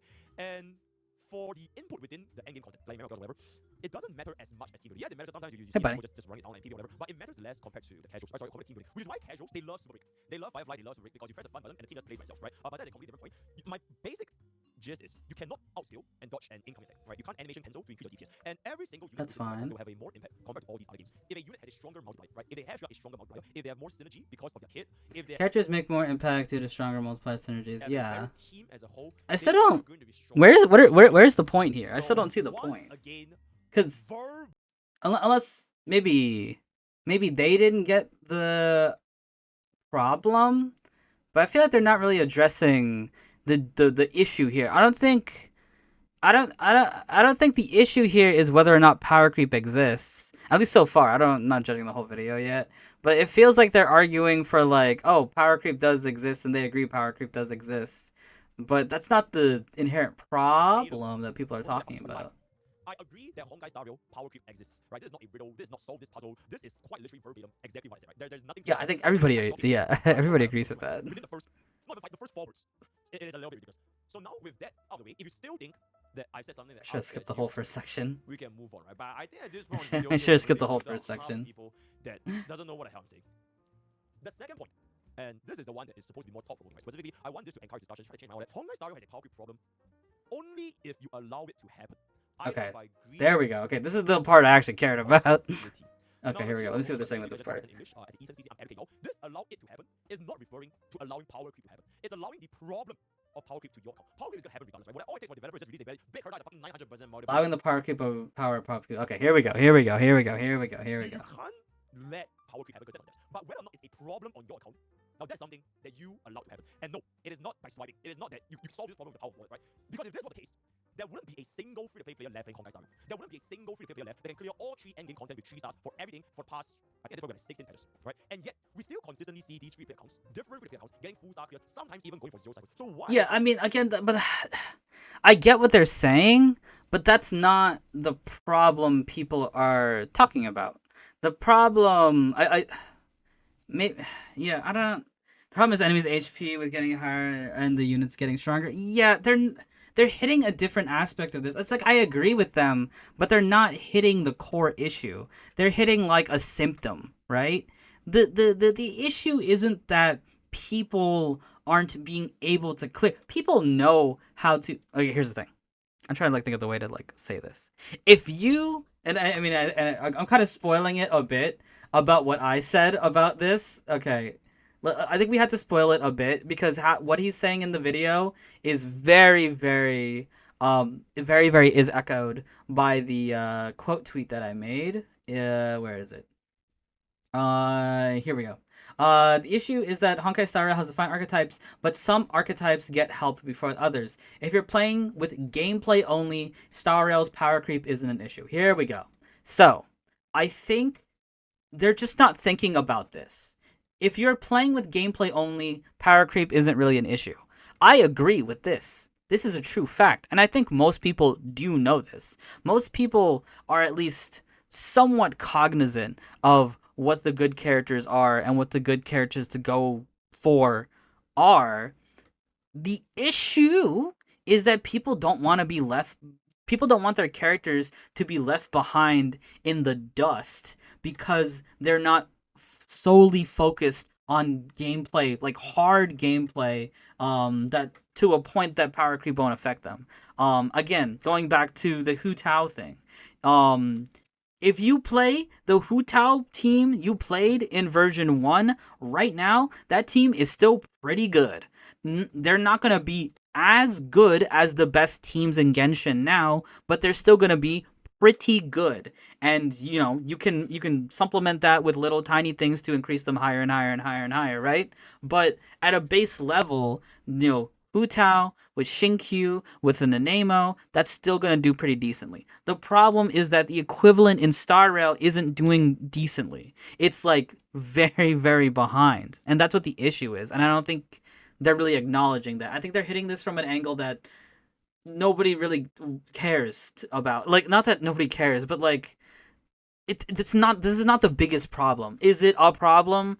Freaking sure, but like the issue is the discrepancy or the disparity. I guess you could call it that. That's the core here. Is the discrepancy between A versus B. Not that A can't catch up. You can help A catch up, but it's going to take a lot more from the newer stuff for A to catch up in the comparison to like Genshin, where like for A to catch up, it's not as difficult. The problem is that it is a problem and that people who are emotionally and financially invested in the game don't think it's a problem because they don't recognize the typical gacha game patterns. You was surprised with how many people think free to players can't keep up with the meta at all. Yeah, like I think if you're focused, if you're knowledgeable about the game and you know what to do, you can play free to play perfectly fine. But there is a big disparity between, you know, in how, you know, you do your free to play. You know, when you compare like Genshin to like Star Rail. Which I am doing a lot, which, you know, that to a certain degree, maybe that may not be fair to do, compare Star Rail Genshin, because they are trying to accomplish two different things. I think maybe even Zenless is a better comparison, because Zenless is kind of doing what Star Rail is doing too, with making more endgame modes, a more different type of variance in their modes and things like that. But their disparity isn't too crazy, but then again, it might not be that crazy because the game's new, but I just wanted to bring that up. You want to stay on top of every meta. You keep yourself capable of clearing with some savvy investment. Yeah, right. It's just like you can, but the problem is in the disparity between. It's like I want to use my Zila, but it's basically so hard. You need min max build to even have a chance. Yeah. Right. I think that's a simple way to say it too. Is like I want to use my Zila, but I can't use my Zila in the same way I was using it before, or I'm gonna be Omega behind. But people don't want to. The issue is they don't want to be Omega behind. They're fine with being behind, just not Omega behind. I think that's the actual genuine issue here. From what I've seen, unfortunately, most people have another misconception that free to play is impossible and that you need to pull literally every character to clear, which is probably taking the most attention from the real problem. Okay, that's fair. Yeah, maybe they're talking about, if they're talking about that, then I will agree with that. I don't think that is the genuine real issue here. Maybe people can't recognize what the real issue is. Because conversations and different points and things are getting mixed into this little pod here, that people aren't recognizing what the genuine real issue is, which in my opinion I think the genuine real issue is they have defined archetypes, but some archetypes get more love or love quicker than the ones that don't, and I think that should be equalized, and I think that's where they should go. People can't recognize the exact. Okay. Yeah, if he's talking about the angle, because I do think that is an angle, if he's talking about the angle of people saying power creep is a problem because free to play can't catch up. I will agree with his side that, like, yeah, free to play can catch up if you are fully cognizant of like the meta and how things change, and fully cognizant of like what to pull for and how to pull well and which characters to like aim for. Like, if you're cognizant of that, it doesn't take too much effort. It takes some like time and like understanding of like how to play the game and things like that. You can do it perfectly fine. It's like not that big of a deal. Like, maybe you won't fully full clear everything, but you can fully clear like most modes at least, and things like that, etc., whatever. Zila has a issue shared by a lot of not all 1.0 characters which doesn't fit into any of the clear archetypes, and she won't unless they do a very specific archetype. Making characters for a research and play style or something would be far too specific. Yeah, and again, going into the solution that I have for that problem is like, in my opinion, I think you either you have two roads, right? The road A is you force some of these older characters or characters that don't necessarily apply to the fully defined archetypes to be in those archetypes, right? Maybe they can play a little bit differently than how they did before, but I think that's ultimately fine. Either they play into words escaping right now. Either they play into one of the archetypes that already exist, or yes, you make a new archetype for that character, and then you make it for them, and then you give it characters, give it relics, etc. Give it end game modes slash buffs or whatever. Right, that is a solution that can be done. In that moment ago, very possible to clear other content free to play if you invest smartly. Yeah. And I would never argue against that. Yes, I do agree. It's very possible to clear the content as free to play. I don't think that's the issue, though. I think the issue isn't that you can't clear anything if you're not free to play. I think the issue is that there's a big disparity between pulling kind of what you want for versus what you should pull for. And again, this idea of just like, well, that's the issue, is that people don't. I think I made the slide for that. Where is it? I think it was this one, right? Yeah, people are worried about who they will pull for. Like, there are the feeling that people have of just like, should I pull for this? I don't know if I should pull for this because it could be relevant, or just being like, well, I don't necessarily want to pull for this, but I kind of have to keep my characters like relevant. People don't like that feeling, and the degree that the disparity happens can affect people. Like, if it's the disparity for a little bit of just like, oh, you got to pull for Sunday if you want to keep playing Jing Yuan. It's like, oh, I don't really like Sunday that much, but I'll do it for Jing Yuan, right? People are willing to deal with that of a little bit, but if it gets pound for pound added on, where it's just like you got to do a lot of that stuff, then it's gonna start to add up. Which is a separate issue from my favorite character is Silver Wolf, and she sucks. Yeah. People, a big thing too is that, yeah, people want a space to be able to use those characters that they have. Recognizes the Geisha game pattern, and if they don't follow the kind of pattern, people tend to rest on the laurels and really spend on new units like they did currently. I feel like Genshin is more free to play friendly. Oh yeah, Genshin is like one of the most free to play games ever because like everything, the server, the floor, the ceiling is so low. Hey Fluffy, what's up? Poki something about people spending on everything and only ended up with E0 S0 characters. Yeah, yeah. I wonder where. Yeah, I wonder where that point is. It was a glitch raider. I feel like Genshin is. Okay, cool. A new player has to go through the story. They'll come across some older characters, want to pull for them, only to be disheartened because they're just not good. That is a very good point too. I wonder if he's gonna touch on that. But I think that's actually a really good point of just somebody new starting this game, and it's just like, uh, oh, you want to play? Let me think of a good example here. Um, oh, you want to play Firefly? It's like, oh, you want to play Firefly? Okay, don't worry. You just need this, and it's like, okay, you show them the team that, or even better. I think Fei Xiao is even a better example because I think Fei Xiao's free to play teams are like amazingly good. It's like, oh, you want to play Fei Xiao? Okay, just get Fei Xiao.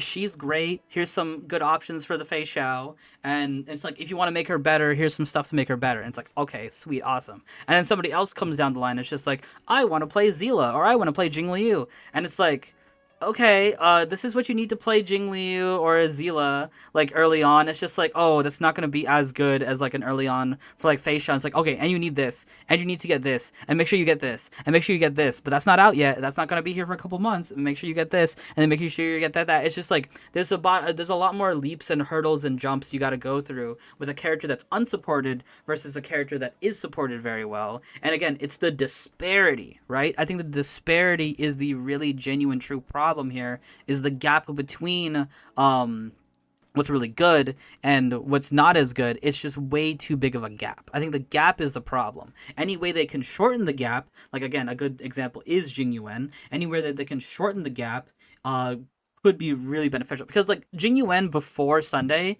is very usable. You could have used him pretty well, especially in like pure fiction, things like that. But you had to get a lot of stuff for him. But Sunday was able to shorten the gap a lot because Sunday fixes a lot of issues that Jing Yuan has, and he shortens the gap a lot. That's kind of what people are asking for here, or the people that are desiring, is like something to shorten the gap for people to be able to catch up. But sometimes, yeah, but again, that's not happening for all characters. Hot March, yeah.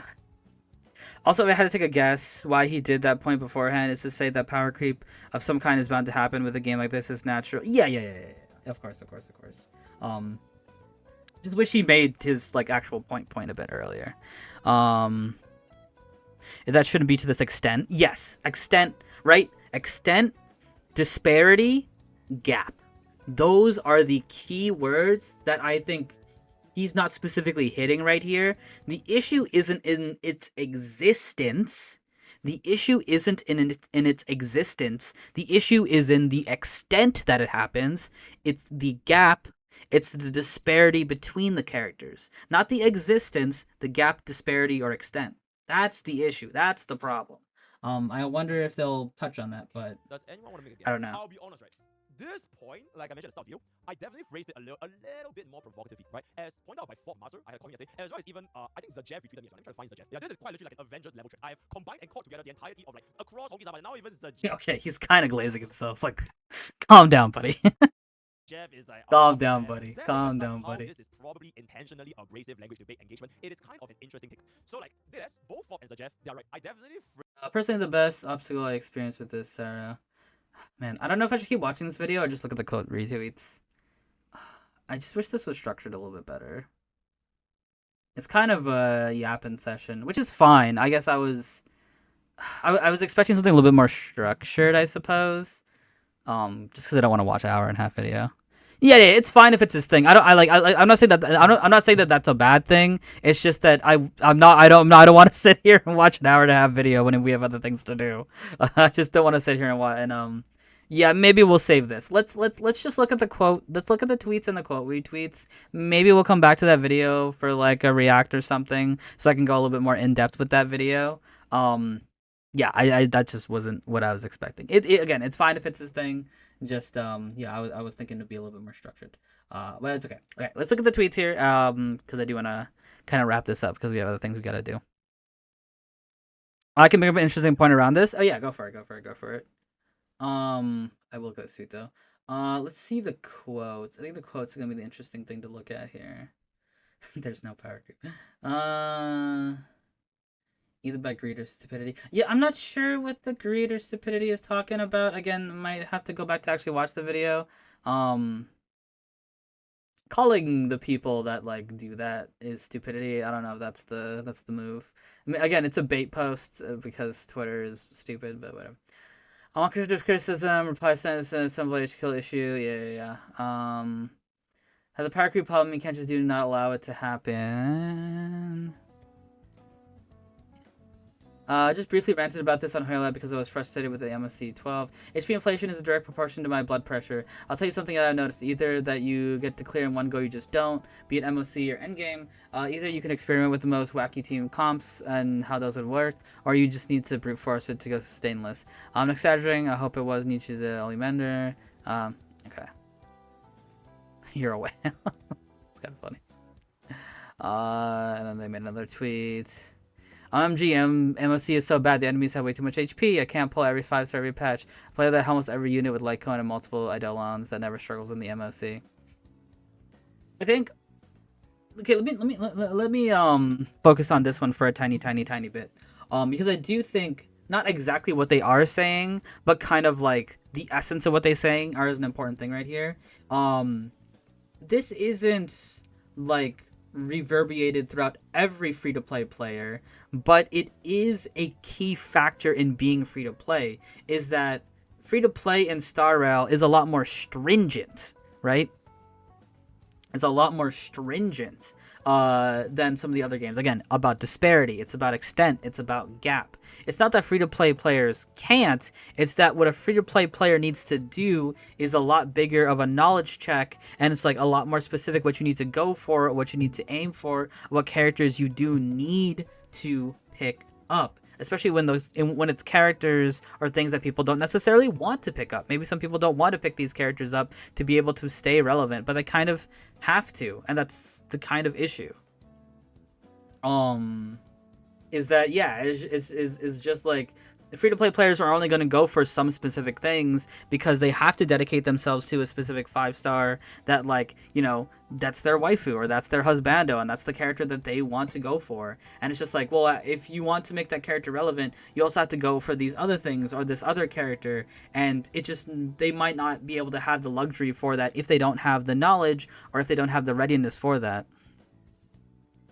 And you're going to have to probably look at leaks to plan forward too. Right. And that's a very good point. You probably do have to look at leaks to see, like, what you want to or should be doing, but people don't want to and shouldn't have to do that. I think that's another point that I haven't brought up there, and that's a really good point, is that a lot of these things that free-to-play players need to do to be able to keep up, a lot of people don't want to do that, and I don't think they necessarily should have to be forced to do that in order to keep up to the extent that they have to keep up.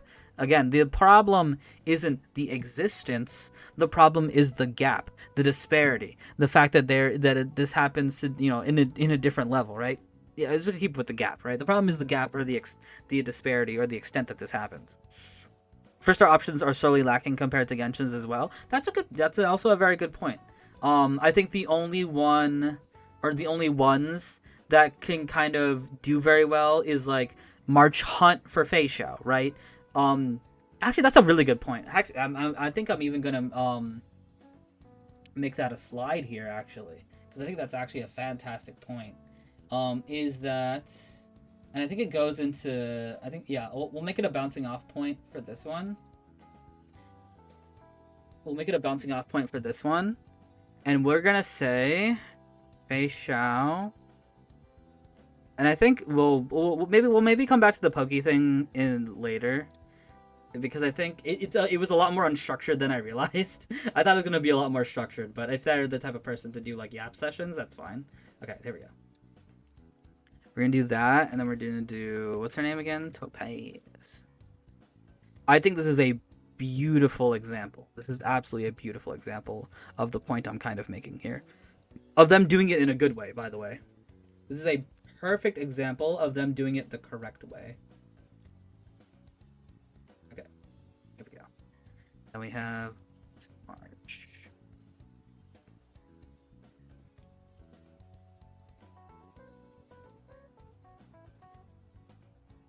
Here we go.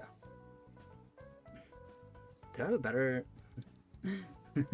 Porch kind of stands out.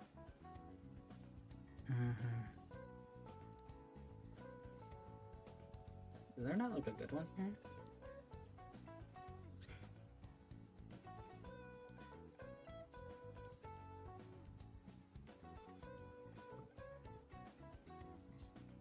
Where's the splash art? Ah, perfect. Boom. Boom. Here we go. Here we go. Here we go. Here we go. Here we go. Here we go. I think this will really solidify my point really, really well. Give me my last two when you get the chance. Yeah. Let's focus on that first. I guess I assume that has to do with the Pokey stuff. So let's go back here as I read that. Here we go. Here we go. I did see one reply of him addressing that pulling for any character you want is fine, but you can't always expect to clear difficult content with minimum effort, and that if you're a casual, does endgame content really matter that much for you, and is that really that bad if you do miss a couple of stars? Yeah, I think that's a valid point. But I think that doesn't hit what the true issue is. But yeah, that is a very valid point. That yeah, if you're a casual player, you're not gonna care too much about the end game. I think getting most of the stars is completely fine. Again, the true issue is the disparity here. The true issue is the disparity here between what you want to go for versus what you should go for, and then the big disparity between that. The issue is the gap. The issue is the disparity. The issue is to the extent that it happens. But yeah, no, I do agree with that point. That like, if you're casual, missing a couple stars is fine. What is it? Yeah, if you're pulling anything you want and you're expecting to fully clear with like minimum effort, yeah, of course that's not going to happen, right? But again, I don't think that's the true issue here. I think the true issue is the disparity between. It's pretty interesting since you got to think about how many Star Rail players actually even care about endgame, and if some characters not being as viable in it is really that hurtful to them, and what's that line between casual and sweaty player, and what standard should be, and what the standard should be held to. Yeah, I think the standard that should be held to, right, is I think can be, at least from my point of perspective, my point of perspective is it really has to do with this, and it really has to do with this, right? Is that I think if you are going for characters who are either outside of the current banner, or like let's not as meta, you can still there should be more ways to be able to make up the difference, right? There should be more ways to be able to make up the difference than just going for premium options all the time, if that makes sense. Then going to previous options all the time. Like for example, endgame, like endgame mode buffs, right? I think more of these endgame mode buffs should be the bridge to reduce the gap, reduce the disparity, reduce the level of extent that the meta strategies have over the non-meta strategies, right? These should be the gap closers, but the problem is these buffs don't function that well as the gap closers. I think they should, right? I think they should do a better job as being a gap closer. Lynn says something. I missed the last few minutes, so I've already covered this, but even a good enough Zila can clear 410, and Pure Fiction is relatively free to play friendly to clear all difficulties. You're losing like 10 to 5 pulls patch, and you really want to clear everything, then you just gotta pull another character. Yeah. I do agree with that, and I think that's fine, but I don't think that's like, what is it? I think that's valid, but I don't think that's the issue, right? I think the issue is that, again, it's the disparity between these different type of strategies, and I think what Star Rail should do is do their best to reduce the gap with that disparity. Because I do agree. Rich brought that up, and now you're bringing up that now. If you are free to play, and if you are missing a couple pulls because you can't fully clear, that's perfectly fine. But the problem is that people are feeling almost, I don't want to say helpless, but like the disparity between like always using modern stuff versus trying to use your old stuff is a lot more wide, and Star Rail should do things to reduce that gap, reduce that the level of extent, reduce the disparity, right? I think it's all about reducing the disparity. I think that should come from the type of buffs here, or it can come from something like this. Let me see what you guys are saying before I move on to this, because I think this is the best point I have here. The problem is that they're blanket buffs. They're just meant to keep the strong characters, keep winning, and they can't have too much. I run Dampos Akron teams on mine, and they're super well invested into, but I plan to do that because I didn't want to spread super thin. The last few patches, I can definitely feel the bosses getting tankier and tankier. And at a certain point, what you're doing now isn't going to be able to keep up, and you'll have to modify again. I don't think that's necessarily a super big issue, and it's something that even you can do as a free-to-play is like smartly invest into what's coming in the future. But you do need a bigger knowledge check. You do need like a bigger knowledge of the game to be able to keep up. But the problem is in that gap, right? The problem is in the gap of knowing how to keep up and executing it versus not knowing too well, and then you're gonna fall even further behind. Okay. So again, the first aspect is the endgame buffs that they can do to be able to decrease the gap. And I think this is a great example right here. This is a great example right here with Fei Xiao. I think Fei Xiao is a perfect example of kind of what I'm talking about, is that if somebody wants to play Fei Xiao, and it's like, if they want to keep Fei Xiao super duper strong, using her the best as possible, it's like, oh yeah, Topaz is one of her best teammates, but she is still plenty usable with March the Hunt. And I think this is something that they gotta be doing, right? Things like this. Not necessarily this specifically, but things like this, where it's just like, okay, March the Hunt existing is decreasing the gap between March Fei Xiao and Topaz Fei Xiao. Topaz Fei Xiao will always be better than March Fei Xiao, for the most part. I'm not sure about the super specifics, but like the Topaz variant will always be better. People just want to be able to keep up. That's it. And Hunt March is helping people to keep up. And I think that's the big problem here. That is the true problem, is that the disparity between, the gap between is too wide that people can't really keep up unless they very much well know what they are doing, which you can do, but I think it's just too wide. I think it's genuinely just too wide. Players are arguing about skill slash knowledge issue when the entire point is that Hoyo is doing it to manipulate players enough to spend. Yeah, that's fair too, but it can also work against them as well, because going back to this, right? If the same thing that happened in the 1.0 characters happened to the 2.0 characters, right? Then people are going to have the feeling when a new banner comes out, should I even pull for this character, or are they going to be irrelevant in like a year, right? And then in that aspect, it can affect them in a negative way to spend. I think in the small, it can help them quickly spend. Oh, excuse me. I think in the small turn, it can help them spend on the new stuff. But at a certain point, it's going to catch on. People are going to catch on and be like, oh, I'm not even going to invest in the first place if this character is going to fall off because of power creep. There's been plenty of gachas where the power creep is too much that people can't stand it and then they leave. Go to Tower of Fantasy and ask them how they're doing, for example. Go to Tower of Fantasy and ask how they're doing. The news MSC with a huge spike in HP isn't helping, and but an extension of what I just said earlier can just kind of keep the cycle going. Pull your favorites, and then when you can't clear anymore, pull another top meta character or two. With an average or limited 5 stars or 1-2 patches, it shouldn't be too bad to sacrifice 1 or 2 characters to make sure you can clear everything if you want to be able to. Right, but I do think that is a solution, but in that solution lies the inherent problem, which is another point that I brought up over here, is that people are worried about who to pull for. To a degree, maybe you can say people want to have their cake and eat it too, right? Is people want to be able to pull who they want to pull for and be able to still keep up. It's like, oh, you can't have your cake and eat it too. You can't have both. You got to pick and choose the one. But I think the solution lies in the middle. People shouldn't have to be fully cognizant all the time of what they should constantly be going for to be able to keep up.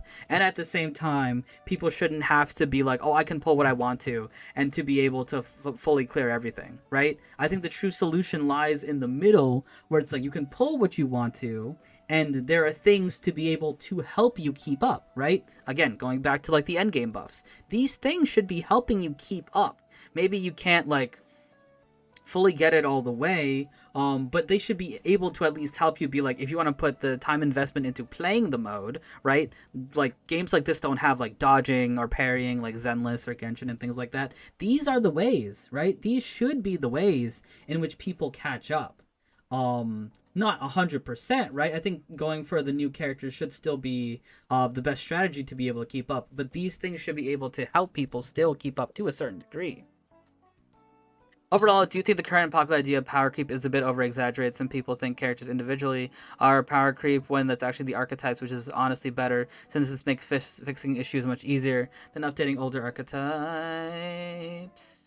And creating new ones that older characters can fit into, or just generally giving them more synergistic support. Yeah. Let's go into my last couple slides.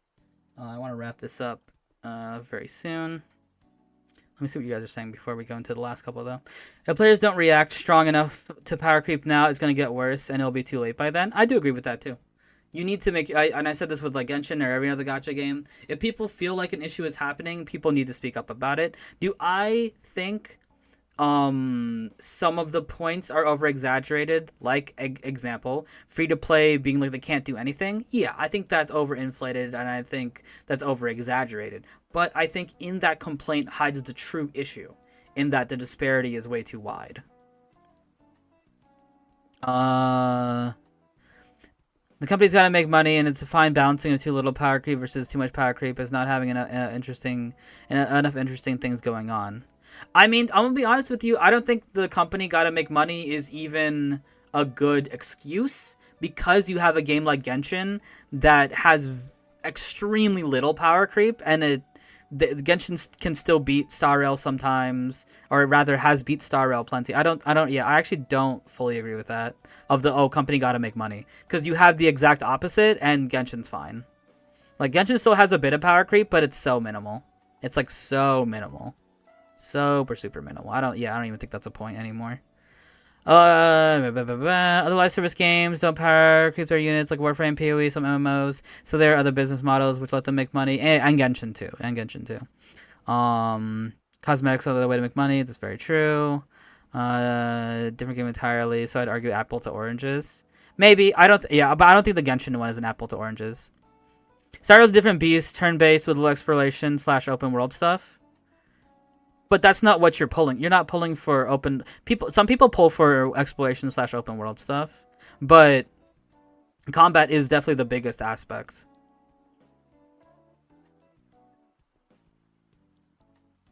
Well, not even that. It's characters, right?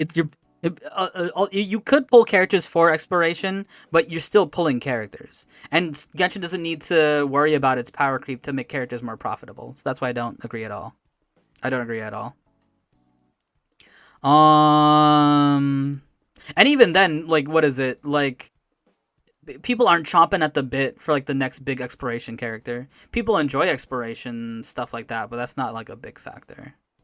I don't play Star Rail, but isn't spending money on a character you like inside the top tier. I don't play Star Rail, but isn't spending money on a character you like that is top tier at the point in time. All for it not perform as it did in the game is updating kind of scammy. If the bosses are getting harder, then I think it's kind of scammy that they're making it more difficult, not something you expect at first. I know it's kind of unfair to compare Genshin to Star Rail, but you can pop Kave in any other 4-star team or even the starter team and play perfectly fine if you build them. Yeah, I think, again, Genshin is the other extreme. I don't think Star Rail needs to go to the extreme that Genshin does, like with the example Peaches is giving. Yeah, if you slap on Kave on a team and you want to fully clear something, as long as you know what you're doing, you know how to play it, the team, you can fully clear everything perfectly fine with, like, Kave. I think that's an extreme, and I don't think Star Rail needs to go to that extreme, but Star Rail needs to meet in a middle, is what I'm saying. Star Rail needs to meet in the middle. The same gameplay, not cosmetics. Yeah. Kaya, Lisa are still pretty solid. Yeah. I mentioned the big four. Yeah. For cosmetics, Genshin's able to make money and still with old character reruns because old characters are so strong for new players coming in all the time. Very true. There's very few new characters where people go for them and they're not getting huge benefits, like characters like Sejuani, for example. It has to be a balance that they are they're failing at by going too far and increasing strength on one side, because part of Star Rail's appeal versus Genshin's is that endgame modes are hard and thus more engaging, which some people prefer, but not to the extent it's going on right now. Right. The issue is extent. The issue is the gap between. The issue is... I forget the third word I keep using, but I keep repeating it because that is the main point here. I agree to the point that, yes, the current amount is too much, but I don't think Powercreep is necessarily something that is something to entirely hate. Yeah, I agree with that. It needs to be done in a more controlled fashion. Disparity, thank you. Yeah. No, I do agree with that. I agree with that. I do agree with that. Yeah. And I think that's what the inherent issue is that power creep in itself is fine. Genshin has power creep. Genshin is one of the easiest games right now. It still has power creep. But Genshin's extent that it power creeps is very low, and that's why it's still in good favor. The extent that Star Rail power creeps is a lot more high, and that's why people are complaining a lot more. Because the gap, the disparity, the extent is way too high. And they need to either decrease that with things like this, right? With like endgame mode buffs, or things like this where you have budget options, right? But these are not as frequent as a game like Genshin. Budget budget options in Star Rail are just not as frequent as like Genshin, for example. But I think they should be more frequent. Or, endgame buffs helping out team comps that may not be able to keep up. These things should be able to decrease the gap. All right. Let's go into the last 3, and then we'll wrap this up. And maybe we'll watch the Poke video at a different point. Okay, here we go. All right. Yeah, we talked about this before, so we'll say it again, though. The problem with the argument, if your focus is only gameplay, Star Rail's power creep isn't an issue. Yeah. And I'll even make the thing is that we'll say the point. And we'll say here, the issue is that the gap, extent, disparity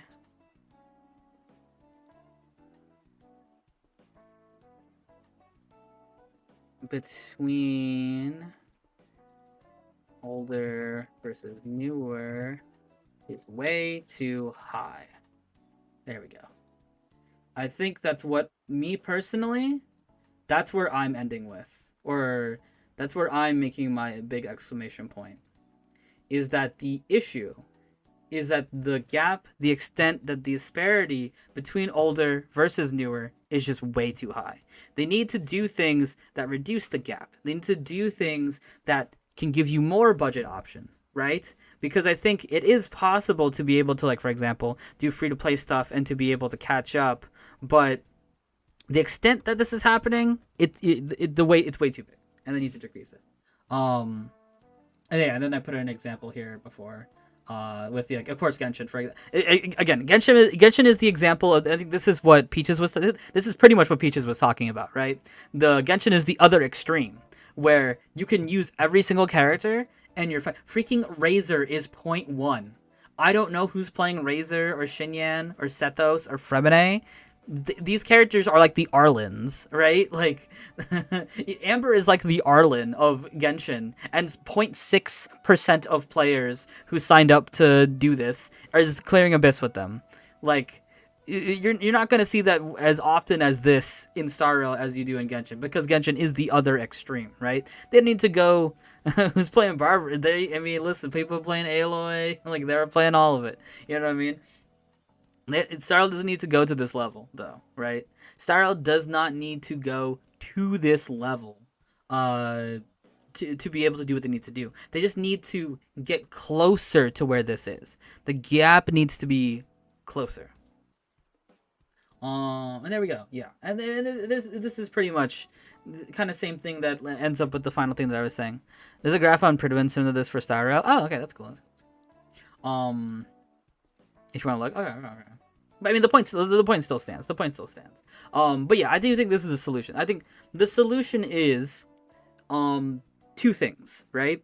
Number 1, I think, is decrease this gap, decrease the extent, decrease the disparity between the super meta stuff, and the stuff people were using before. How did they decrease the gap?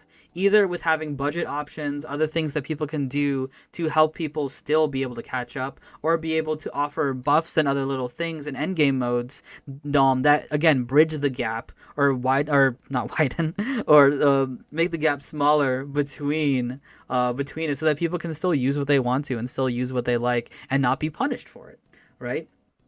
And another solution, which I do think is hopefully the route that they're going to go, and 3.0 is going to be where we see it happen or where we see it not happen, is where the archetypes get equalized a lot better, right? Because before, this is what it was before, right? We get one DOT, 5 follow-up characters. I think it was like 2 ultimates actually. 2 ultimate characters, maybe 3 if you count Yun Li. 5 break characters, and then 1 remembrance at the end, but we're not counting that really. We get 1-5-2-5. That's not how it should be. It should be equal, right? Where it's like we get 3 characters for the ultimate archetype, 3 characters for DOT, 3 characters for follow-up, 3 characters for break. It doesn't need to be exactly equal, but needs to be like relatively similar, right? The love being shared between all these different archetypes needs to be closer, right? Those are the 2 things. As long as they can accomplish these 2 things, I think Star will be fine. Whether or not they do, we'll see. And again, I think that's what the issue is here ultimately. And I do think it is kind of a shame that maybe people are focusing on the wrong things, but I do think these things are the things that people should focus on. Is again, the issue is the disparity. The issue is the gap. The issue is the extent between using the old stuff versus using the new stuff, using the stuff I want to versus using the stuff that is meta. The gap, the disparity is way too wide. It is way too wide. And the solution is, again, you got to equalize things a little bit better. You know, give love to more archetypes. Don't do like we can't be doing 2 breaks in a row. Like going back to this for a little bit. Like Ling Shaw with Rapper right after. Like we can't be doing that no more. Boot Hill right after Firefly. Like we gotta stop doing that. At least in my opinion, we gotta stop doing that. Let's decrease the amount of love that only specific things get, and let's decrease the gap overall through interesting things. Again, you don't just need to make things easier. You can make things easier or make things more reasonable through budget options or through being able to like solve things via these interesting buffs that you can get from the endgame modes or whatever, what have you. But ultimately, I think sharing the love between all the archetypes is just the best solution. Okay, and that, as they say, is that. That, as they say, is that. I do hope that people can go get closer to finding out what the actual problem is, because I do think and I mean this happens in every argument and conversation, right? Is that people just focus on the wrong things all the time, and so like people make points and like things that just don't make sense or like don't line up correctly, and it's just like but hey, it is what it is. Is MSU and analytics in that link above if you want to look to compare it to Genshin's? Sure, we can do that. I see what you're saying here.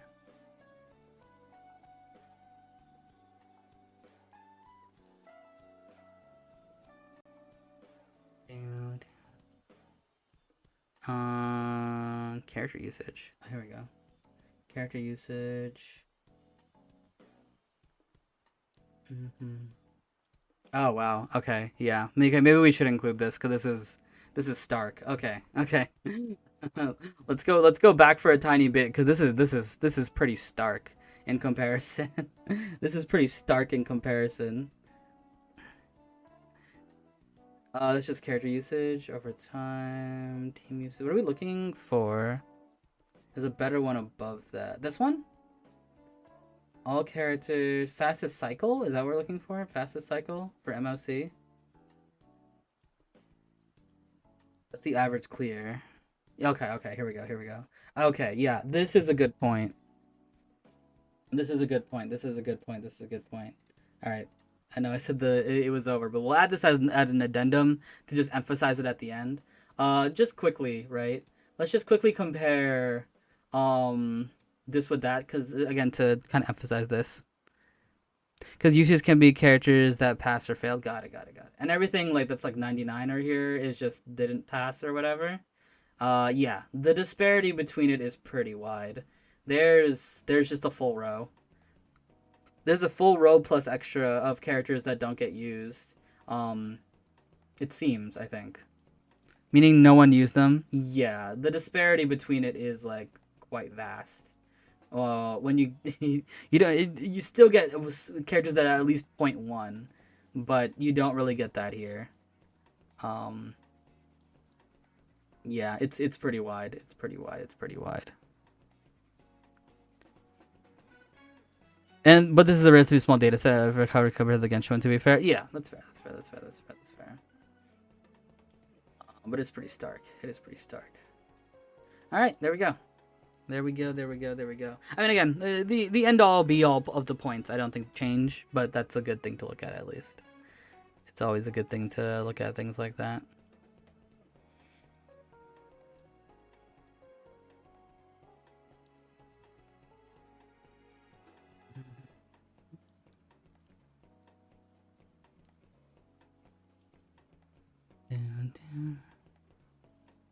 A small but decently comparable, yeah.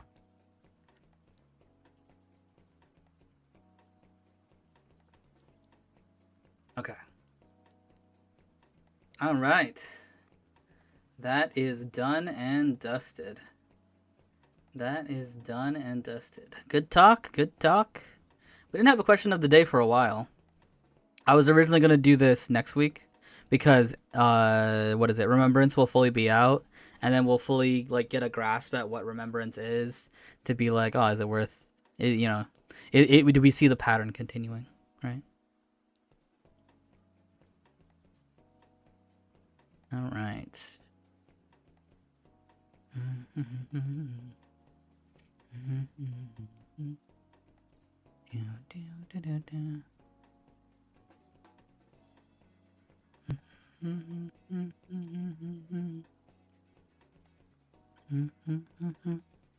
For Remembrance, we get Herta though. Yes. Yes, yes, yes, yes, yes. Oh, that's a good point. It would have been only in the second half anyway. True, Remembrance MC. True, true, true.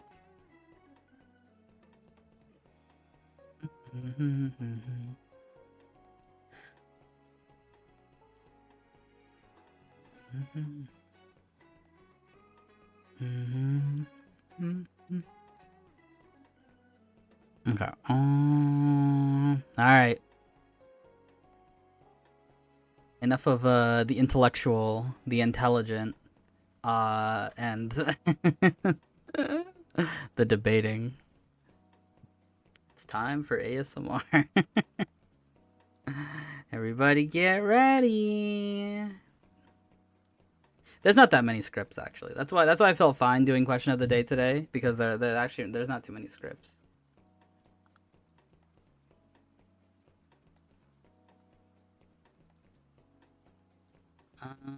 Did Ember put any new scripts? I remember Ember said she was looking for scripts. Did Ember actually put any?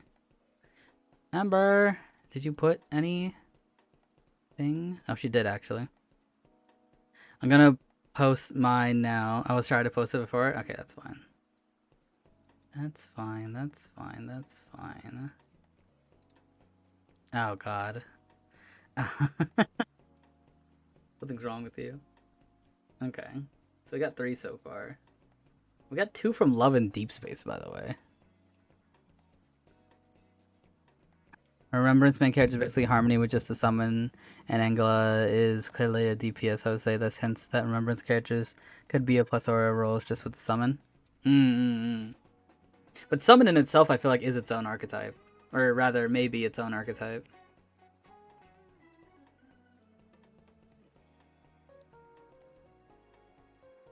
Or will it be so dominant that, like, oh man, if I don't have a summon if you don't have a summon with you on your team, you're not going to be able to catch up.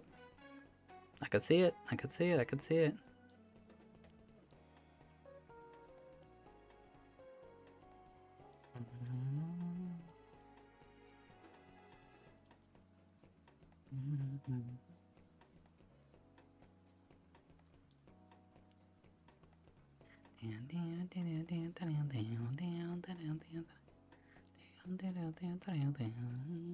Hard to say if they'll have a meta changing impact yet or not. We will have multiple. Yeah.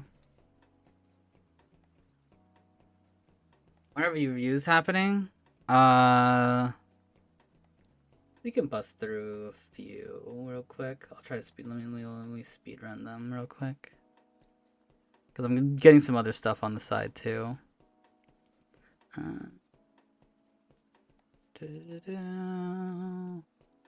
All right, fugue.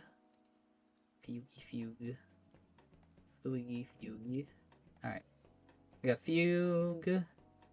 Longer lead hum is good. Iron Forge is good. Let me check the nitty gritty. Speed 150 plus is great. Effective hit rate 67 would be the best, so a little bit more. Break effect 190 plus is great. Okay, just a little bit more effective hit rate and you'll be perfect. That's honestly it. Just a little bit more effective hit rate. Good stuff. Good stuff. Good stuff. Good stuff. Very nice. Very nice. Very nice. We're going a little bit quickly just so we can have as much time as possible for the ASMR. Real question, real answer. What's up? Bootis Hillis. Bootis Hillis. Bootis Hillis. Oh, I cut my finger earlier. It was not fun. I was cutting stuff for food and I accidentally sliced my finger.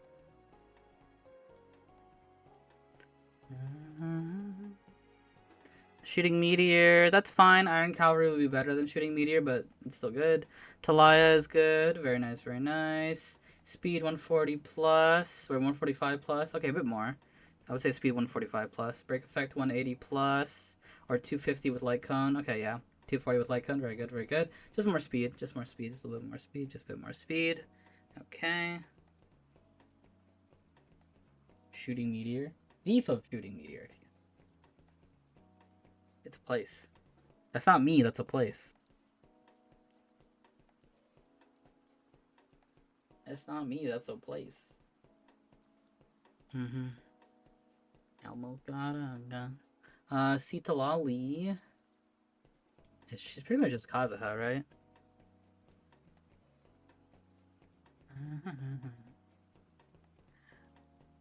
I got this build on Europe. Okay. Boop, boop. Spell Caller, EM. Tenacity is good. If somebody else is on Cinder City. Recharge is fine. EM is good. Yeah, should be fine. Good stuff. Speed 0 140 when in combat. Perfect. That's good. Alright, sweet. We're done. That is that.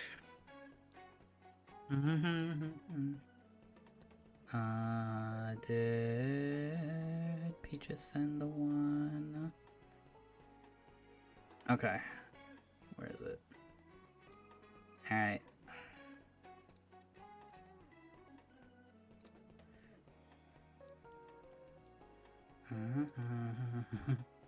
This probably looks really weird in the ASMR category. It's probably all these people like with their faces or their models close to the mic, and then I just have Enka popped up. It's probably very confusing. It's probably very confusing. Scream randomly in the middle of one of the ASMRs. I will respect the culture.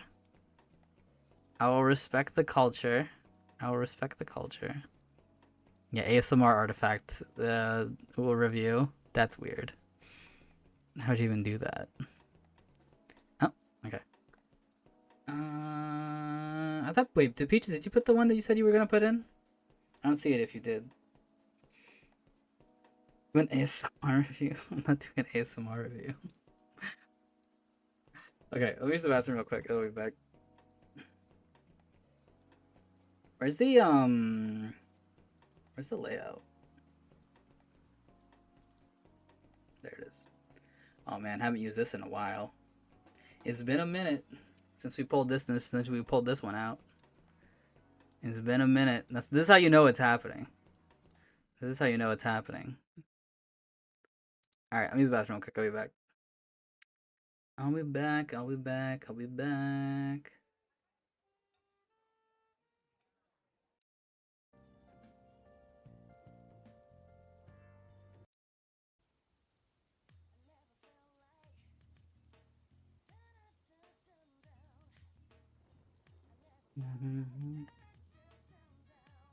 That made worse.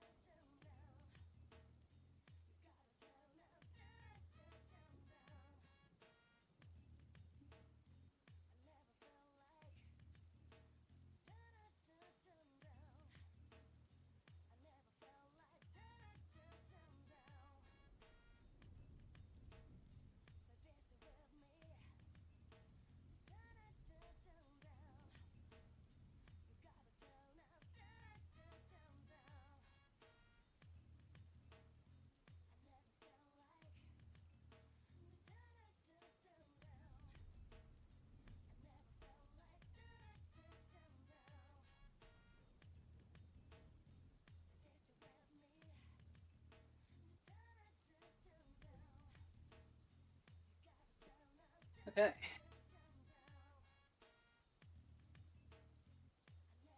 I think after this, all we need to do is the Genshin challenges and the art for the subscribers, and that's all the Subathon rewards, right?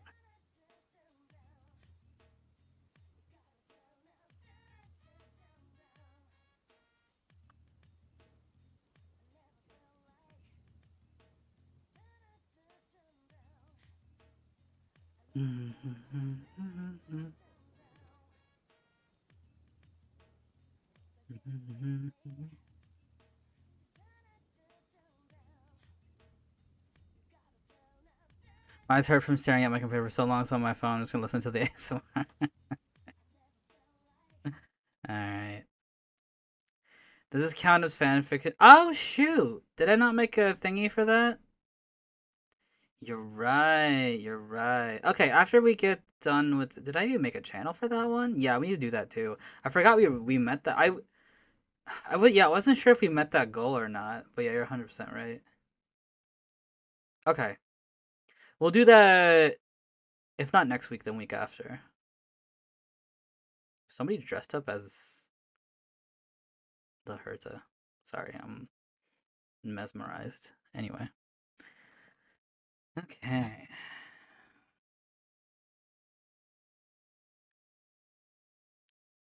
I know we met and draw my profile picture because I really wanted that. Okay, so I need to do that as well. I'll include that into when we're making the art for you guys.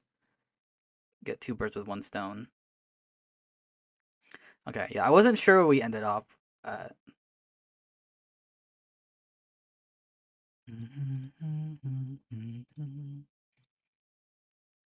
Hey, Olivia. Guess what? What's up? What's up? What's up? Man, how about wait? This is the first time I've done this with YouTube stream. How the heck do I do this with YouTube stream? Do I need to make a new layout for YouTube? I guess you have to make a new layout for YouTube. Uh, shoot. Yeah, I guess so. Well, I guess so.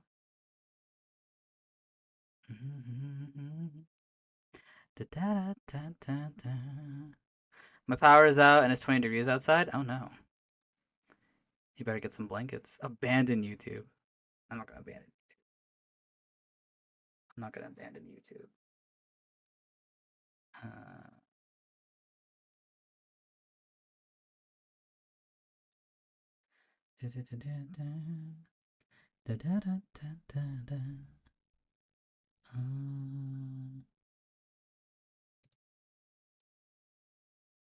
copy? Can I just copy paste them? Nope.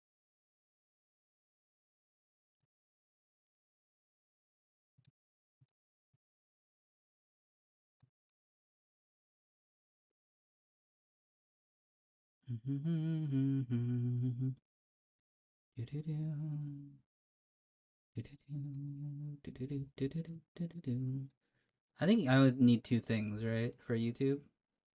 Just need the person, and you just need the background. Where's this one? Oh, that's a Google Doc.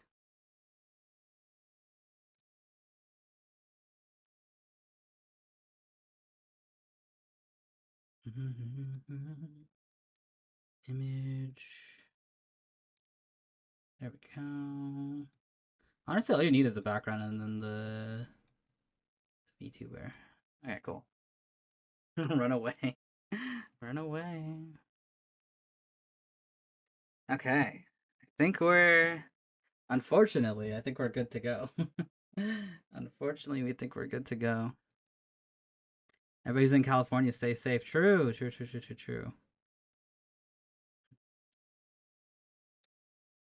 Weird nicknames. Yeah, I hope May's okay. Yeah, I don't know if she's in the... There's some crazy fires earlier.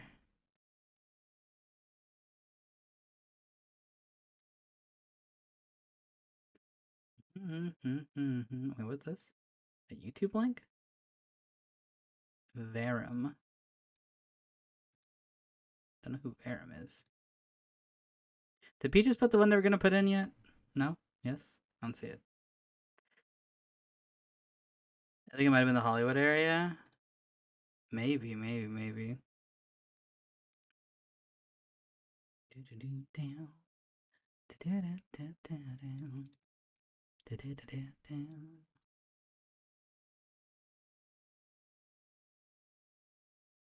Okay.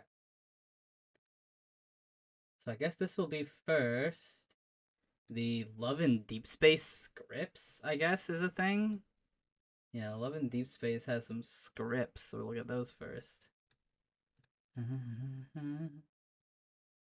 It's just one person? Okay, Savior?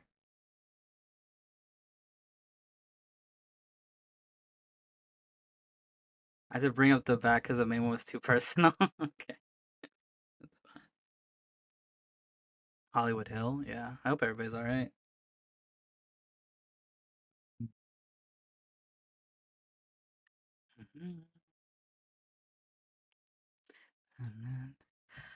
Oh man, I gotta get back into the I got back into the zone. It's been a while. Gotta get back into the zone.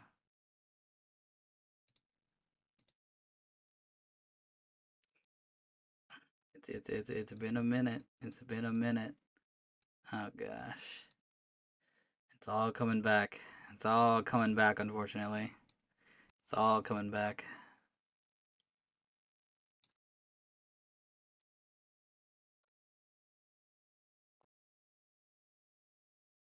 You can put in whatever you want.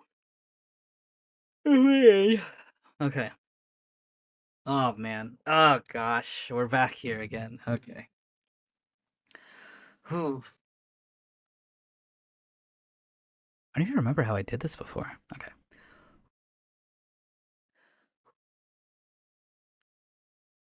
Okay. Uh, I'm putting it in. Okay. Okay. How did I do this before? I'm trying to remember how I even did it before. Uh, I never met a French girl actually. I've never been a French girl. At least I don't think I have. I might have. Okay. How do we do this again? Gotta be like.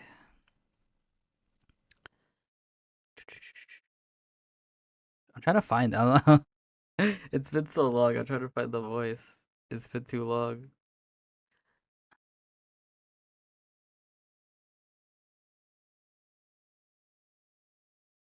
Huh? Yeah, I gotta find. I can't. I just try to remember what it was like. I'm trying to remember.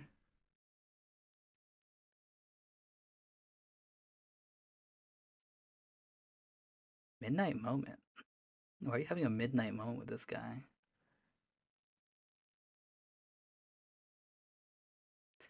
Okay. Watch an old ASMR clip? No. The lore. Okay. Okay. Here we go. Let's do it. Let's do it. Let's do it to it. That's funny. It's actually midnight right now. Okay.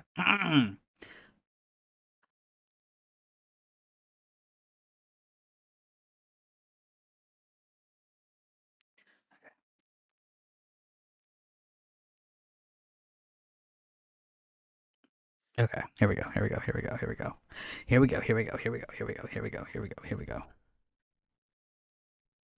Oh, I guess I should put the hold on. Give YouTube the script as well.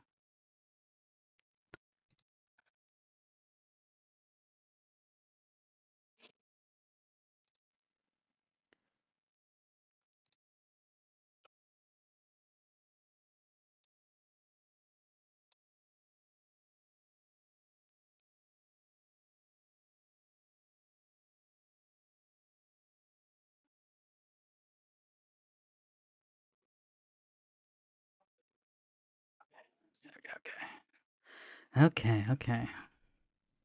Huh? Do not add me to Love in Deep Space. Do not do that. Okay. Okay. There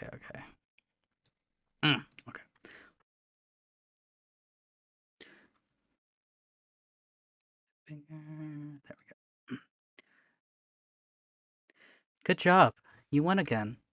Let's call it a day. It's late. Go to bed. You're still not sleepy? You want a couple more rounds? Rounds? Who's who was grumbling about having to work overtime for the past 2 days again? And wanted to catch up some sleep over the weekend? How about I tell you a bedtime story? If that doesn't make you sleepy, I'll play a couple more rounds with you. Come closer.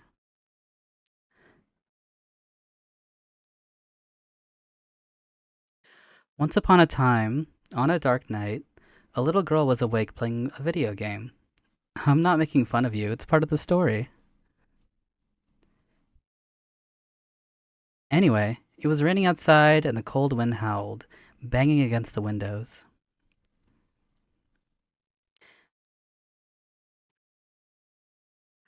Strange creaking noises could be heard.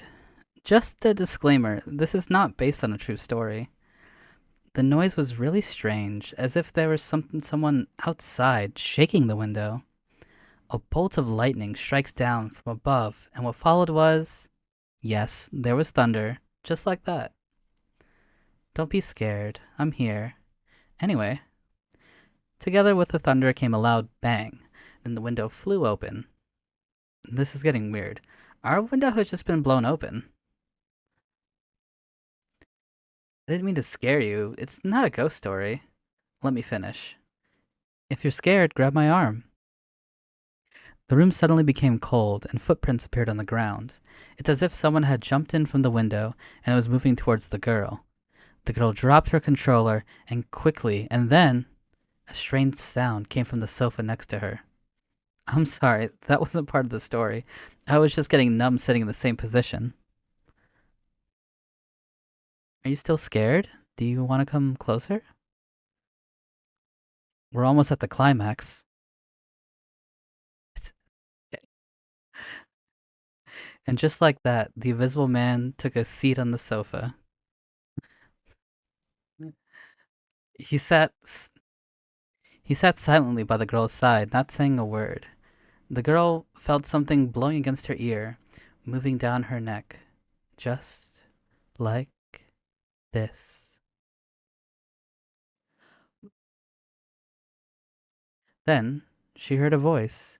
It whispered in her ear, "Go to bed. You should go to sleep. Whoever stays up past midnight will be eaten by me." All right, my bad. I apologize. If you had pushed me any further, you would have torn my sleeve. I thought you would have fallen asleep by the end of the story. But you seem more awake now. Oh? The bedtime story didn't work and you want to continue playing games?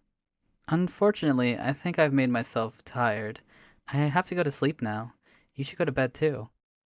Otherwise, if I get hungry and sleepy, I can't promise I won't become something like a monster in the story. I might actually eat you. The heck was this? Is what they do in this game? Is that what they do in this game? I can tell why this game sells well. I can tell why this game sells well. That's one of the tame ones? Okay. Okay. Okay. Ugh.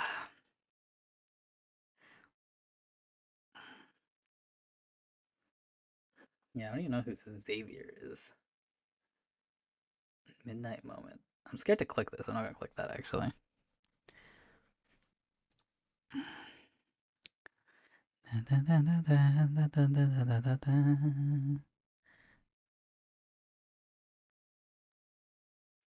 That seems more like a fan fiction. I think Leonard, you probably want to save that for the fan fiction day.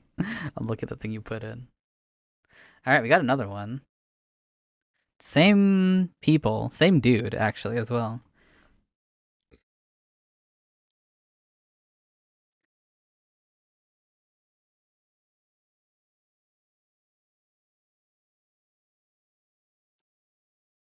Yeah, here's my guy. What does he look like? I need to know.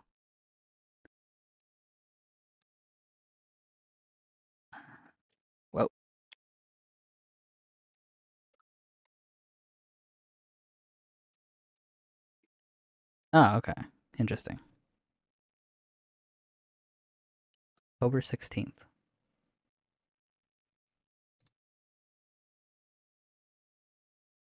Definitely tell why people like this game. I can definitely tell who this game is for.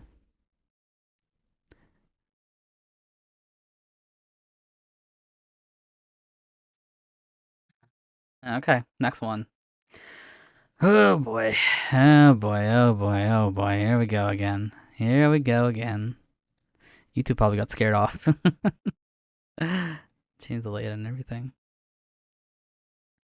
Okay, okay, okay, okay, okay, okay, okay. Da, da, da, da.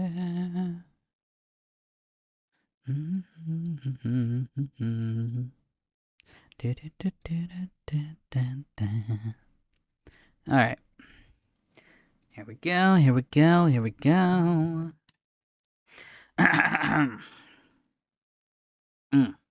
Okay. Okay. Okay.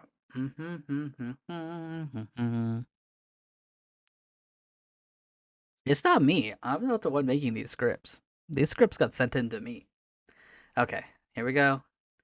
Starry Witness. Starry Witness.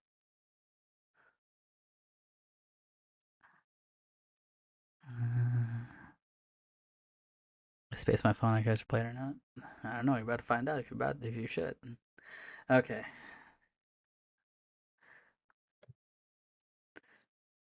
BlueStacks does exist. Okay. Mm.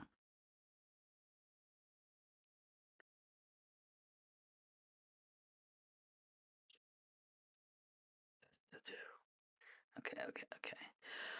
Ooh, here we go, here we go, here we go, here we go, here we go, here we go, here we go, here we go, here we go, here we go.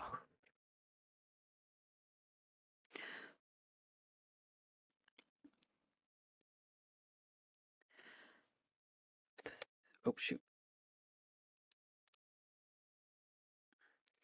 Okay. Okay, okay, okay. Okay, let's do it, let's do it. What's wrong? It's fine. The snow won't melt that quickly. There's no rush. Take your time. Are you curious about what's going on outside? People are making snowmen. It looks like they're gonna make a snowman as big as the statue in front of our neighborhood. Are you also interested? Don't worry. With my strength, it won't be hard to make a snowman bigger than theirs. Hmm. There are also kids having a snowball fight under the pine trees. They're already covered in snow. More shifting around. You sound eager to try. What do you want to bet on? The loser buys the winner milk tea for a week? Alright, but can I phone a friend? Huh. Okay. I guess I can't bring along my snow helper robot. Robot? When you started wishing it would snow more often, I bought one. Sure, I'll bring it along. Hmm? Oh, it's nothing. I saw the kids outside stopping to get something. They're now each holding a baguette? I don't get kids these days. Do you also want to eat a baguette? Then we can go to the bakery nearby after we finish building the snowman. Door's open. Oh, wait, that was the action. Whatever.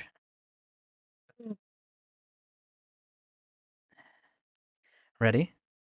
Oh, are we missing something? Hand lotion? Isn't that a bit much? I don't need any. Alright. Ugh, it's sticky and oily. It smells different than the one you used yesterday. So you use Fresca scented lotions on Mondays, Wednesdays, and Fridays, and then chamomile ones on Tuesdays, Thursdays, and Saturdays. What about Sunday? Give your skin a break on that day? Sundays are for resting anyway. It's okay to relax. Is this how you apply it? Like this? On the back of my hand? My palm? Did I miss a spot? When you rub my hands like this, it tickles. Okay, I won't move. Keep going. Your hands are small, but they're very warm. Do people with big hands waste a lot of hand lotion? doesn't that depend on how hard you squeeze the bottle?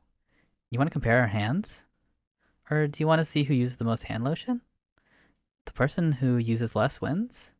Is there any point to winning or losing? Alright, what happens if I win? I get your favorite hand lotion. I don't need that. But since you want to do it, let's do it. You squeezed a lot for yourself, and there's not a lot for me. You're cheating, aren't you? So you just want to give me hand lotion? Alright, then I lost. You're giving me your favorite hand lotion just like that? Won't you miss it? You won't as long as I use it well.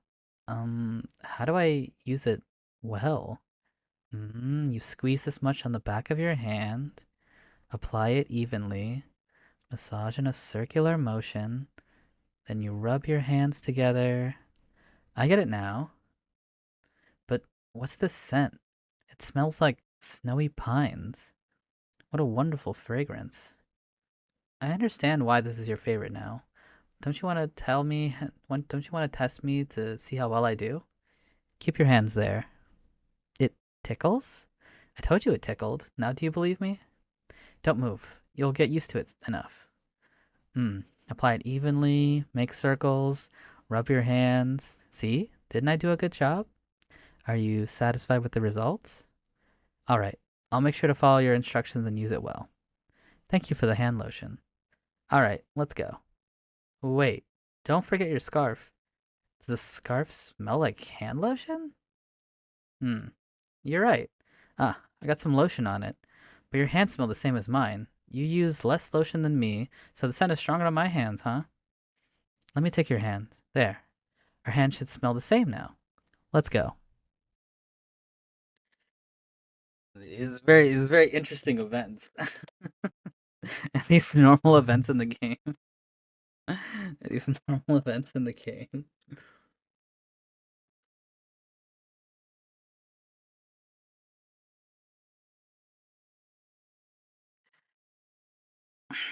Thunderdome.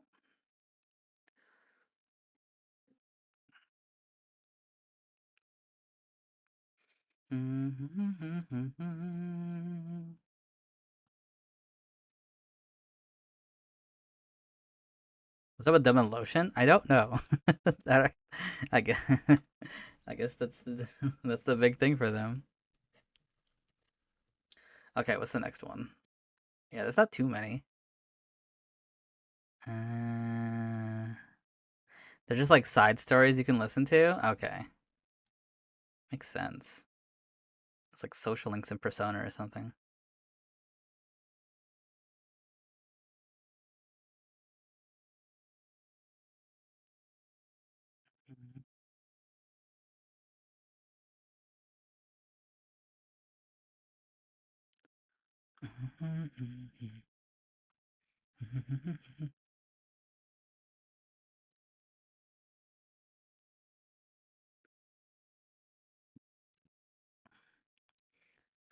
Okay.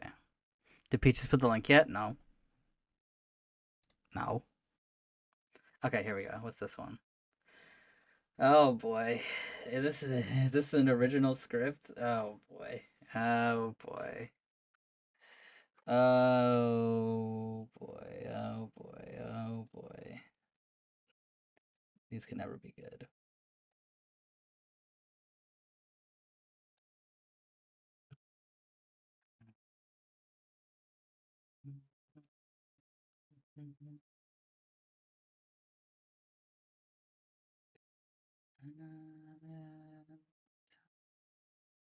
It's tame? Okay. You can never be too sure. You can never be too certain. You can never be too certain. We haven't been clipping? Nah, too late. Too late. It's too late to apologize. It's too late.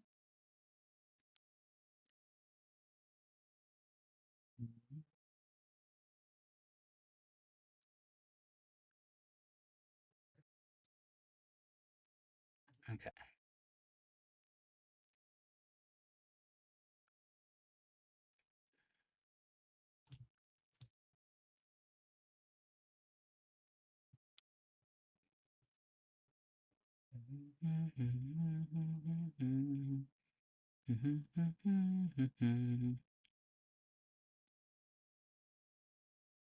Okay.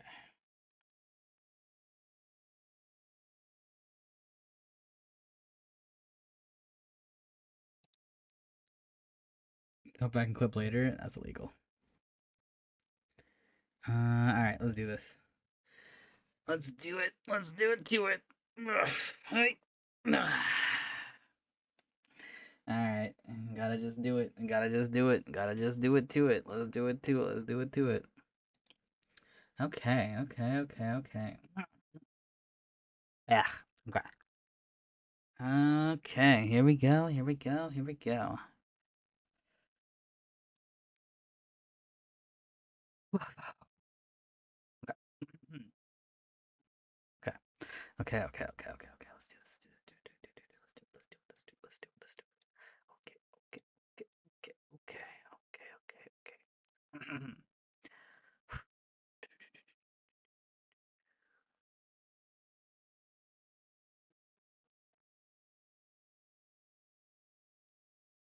Ooh, ooh, ooh, ooh, ooh, ooh. Okay. Oh my gosh. Okay. All right. Here we go. Here we go. Here we go. Here we go. Here we go. Here we go. Here we go. Here we go. Here we go. Here we go.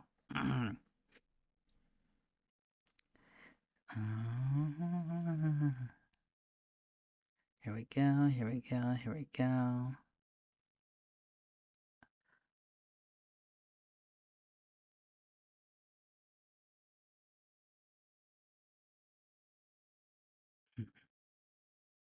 Yeah, we're doing ASMR stream. Version 3. At the uninstall. Okay. Fair. Okay. Okay. Okay. Okay. Okay. Timing. No. Okay. We gotta do a different one then. We gotta do a different one then.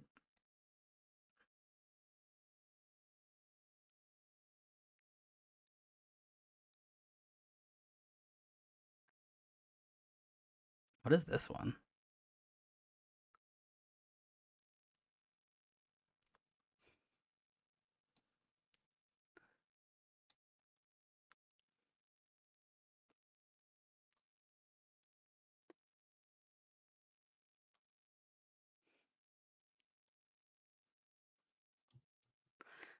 Okay. Can't scam me. Honestly, this one's kind of worse. This one's kind of worse. This one's kind of worse.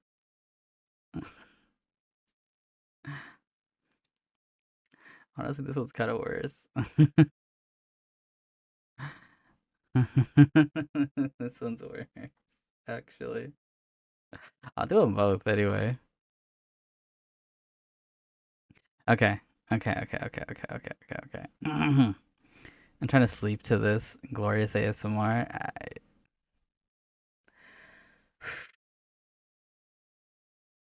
This same crap.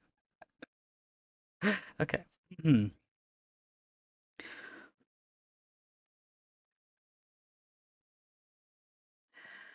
did you get this from? No, that's not. Where did you even get this from? I'm stalling. Yes, I am stalling. Oh, some like ASMR YouTuber. That makes sense. Or are they in a maid outfit?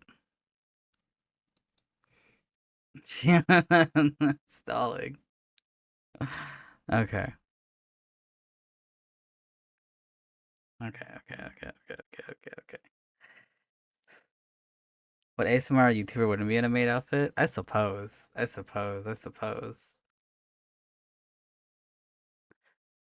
I suppose. I just wasn't prepared for it. I don't even know when, where, how, who I got it, to be honest with you. Yeah, I was about to say, this seems like a niche ASMR tuber. You must have dug deep for that one. You must have dug deep for that one.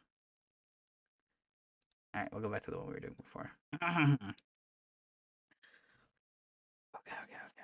Here we go, here we go, here we go. Okay, okay, okay, okay, okay, okay, okay, okay, okay. Here we go. Here we go. And then I just stole it. No. I mean, like, it's just being able to find it. I was like, that's kind of a niche. Oh, shit. I was like, that's kind of a niche YouTuber.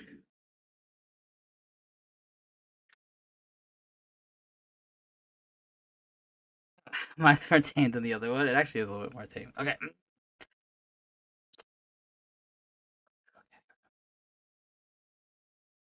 Here we go. Here we go. Here. Okay. Here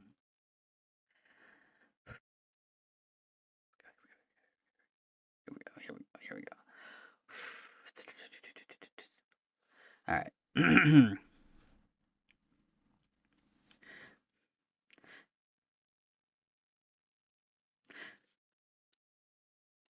Okay. Oh, hey. Welcome back. Another rough day, huh? Well, at least it's time to relax now. Oh, God. Uh, man. You really had to do this to me, huh? You really had to do this to me, huh? You really had to do this to me, huh? Okay, okay, okay, okay, okay, okay.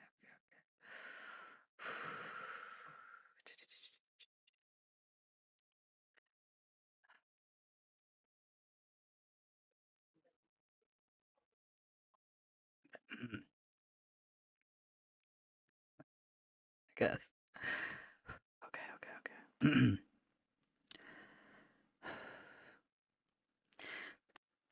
Babe, come closer. I know you feel the most relaxed when you're cuddled in my arms. All comfortable now? Have. Hey, do you know what day it is, right? You know what day it is, right? That's right, it's New Year's Eve. Is there anything you would like to do while we wait? Hmm? You're fine staying like this? Please don't. What? Of course, I also want to stay like this with you. What could be better than spending time with my love wrapped in my arms? You're so soft. It's like hugging a giant teddy bear. Ha, I'm just saying you're so cute and adorable. I'm not teasing you, I'm simply stating the truth. Babe, you know pouting will only make you look cuter in my eyes. Alright, I'll stop. So, another year's passed, huh? Time goes by so fast when I'm with you.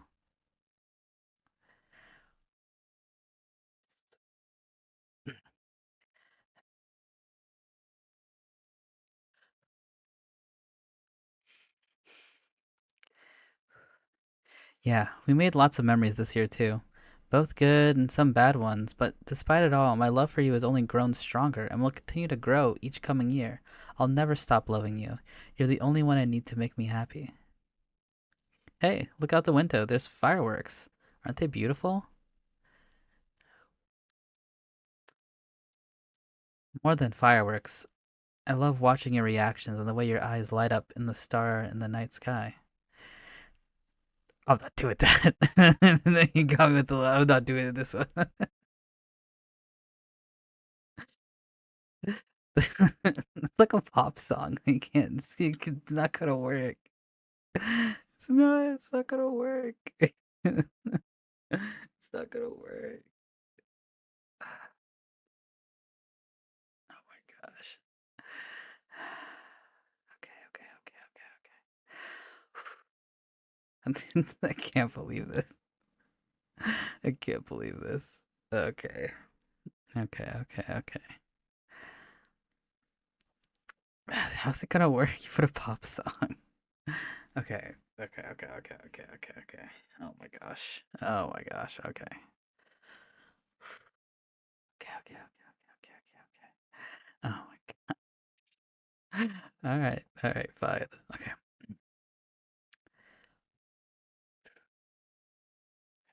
Okay. All right. All right.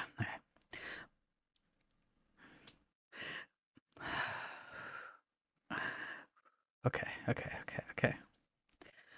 More than fireworks, I love watching your reactions when your eyes light up like a star in the night sky.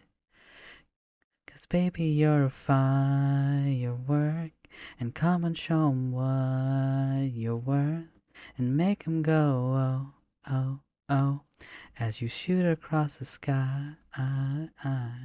What? I'm serenading you. Come on, babe. I'm trying to my best to sing here. Oh, it's almost time. Are you ready? 5, 4, 3, 2, 1. Happy New Year. I love you, baby. And here's to another wonderful year with you. Ugh. Oh, jeez. Okay. Is that it? Okay. Oh, good lord. Oh, my gosh. Okay. Ugh. Oh, my god. Oh, my gosh. Oh, my gosh. That was so stupid.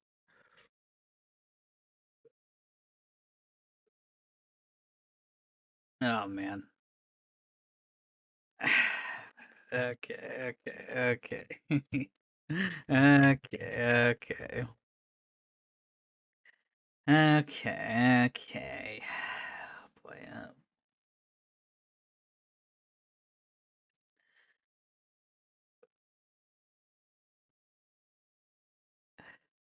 my script didn't make you sing. Your script might be worse. Your script might be worse, though. It might be worse. Oh, boy. Okay, hold on. Everybody. Hold on.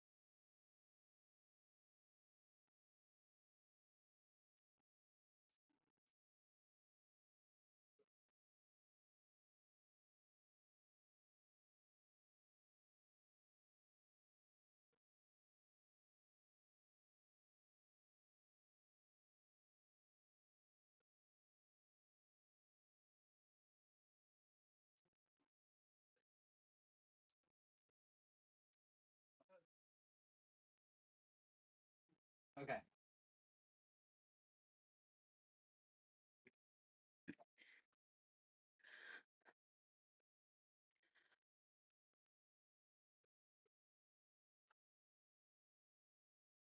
Wait, what? Ban who?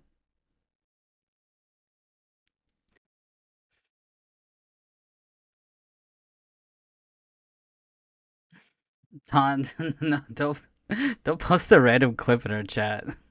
Maybe if we raid into her, but yeah, don't don't randomly go don't randomly go into her stream and post stuff. Oh my gosh.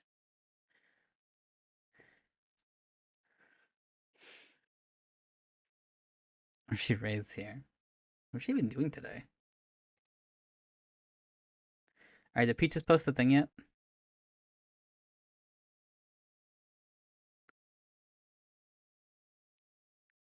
I'm waiting for Peaches to post their thing. I don't see anything on Peaches.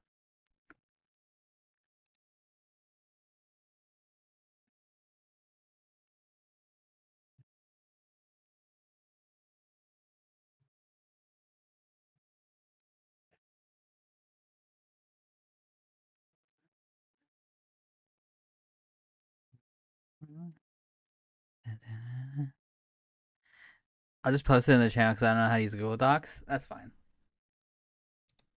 That's fine. That's fine. That's fine. That's fine.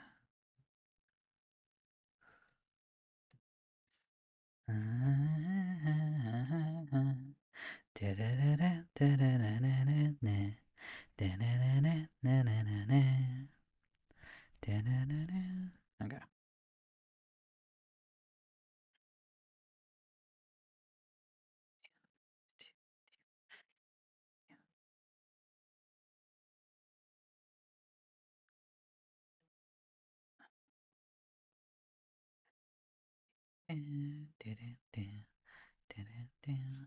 I guess I'll just like 99-cent Vulcans are really good. The thing just reset too, so I might get 99-cent battle pass for Star Rail. I guess I'll just make my own Google Doc and then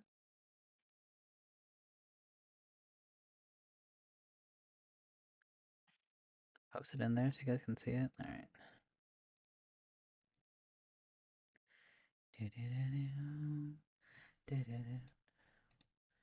All right.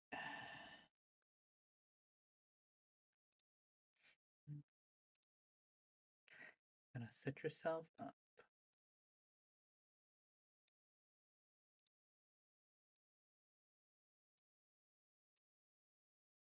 I guess tell me when you're done pasting it.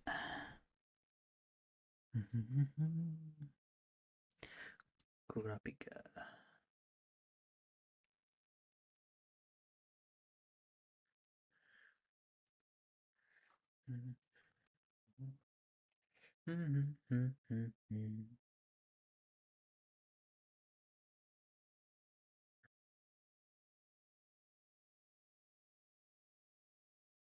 Okay.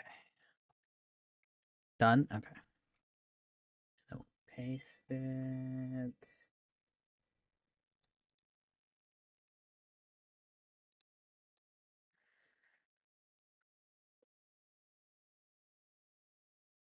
$90% off 9.99 is $1. Yep.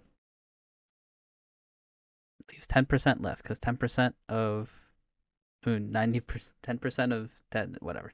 Yeah, it's $1. Hey, Brenda. Okay. It's like a story. All right.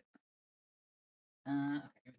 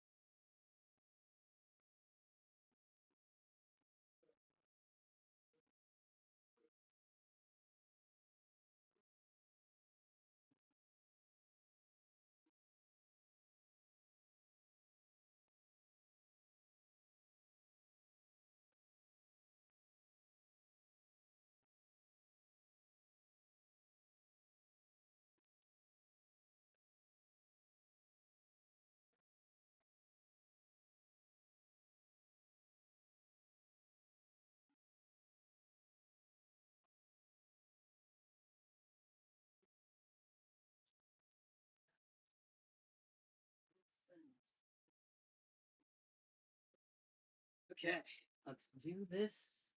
Let's do it to it. All right. Ready or not, let's do it to it. Let's do it to it. Let's do it to it. Okay. It's like a story. It's like a story. Unfortunately, I don't think I can do the sound effects because of the noise suppression, but. No, you're good, you're good, you're good, you're good. No, you're good, you're good, you're good. No problem, no problem. You're good, you're good, you're good. Alright, let's do it. It'll be quick when we start, you know what I mean? It's one of those things. Once you get into it, it's pretty quick. You do ASMR? Rarely. This is not a frequent thing. This is not a frequent thing.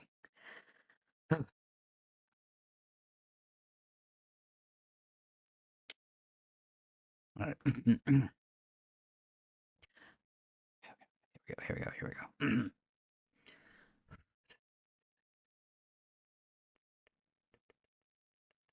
Okay, okay, okay, okay, okay.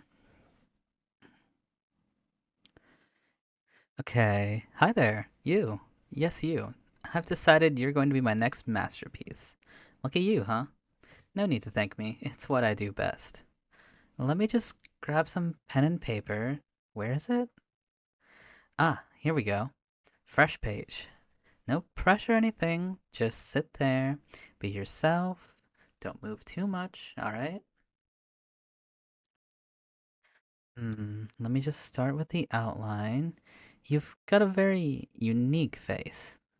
Did you know that artists in the Renaissance thought imperfections made portraits more lifelike? You're giving major Renaissance vibes right now. That's a compliment, by the way. Sort of. Oh, before I get too into it, how's your day been? Seriously, tell me. I'm here just sketching away, but I can multitask. Uh huh.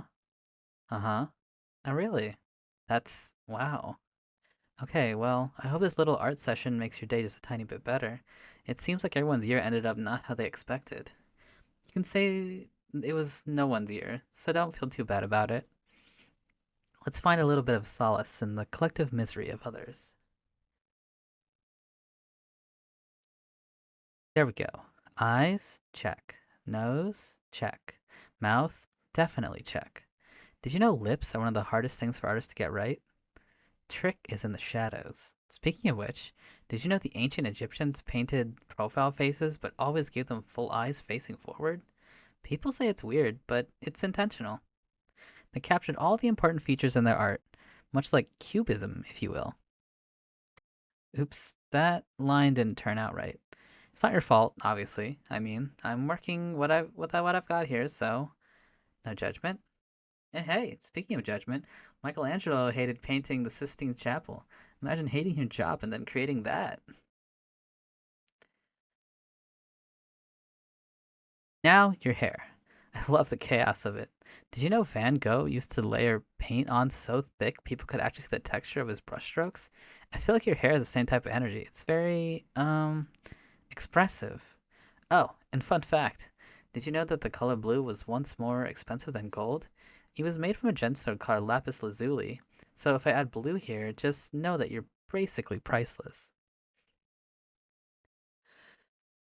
Let's add some more detail here. Did you know Japanese art of kintsugi involves repairing broken pottery with gold? It's all about embracing flaws and imperfections. Right, we're almost there. I just need to add some shading. Did you know the golden ratio is often found in art? It's supposed to make compositions look more balanced and pleasing. So if you feel particularly harmonious in this drawing, that's why. You know, some artists are super serious about their work, but I'm more of the Bob Ross type. Happy little accidents along the way. And this is definitely a happy little accident. Heavy emphasis on the accident.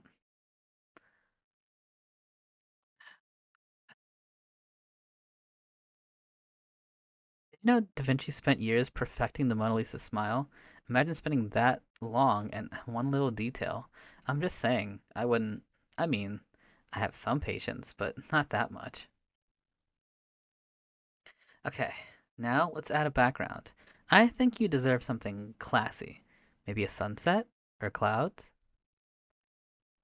Oh, wow. I think I might have gotten carried away. This is turning into something abstract. Let's keep it simple. I don't have all day. I think I need to get back to grinding. That top 1%, right? Won't stay like that if I slack for too long. What? Okay.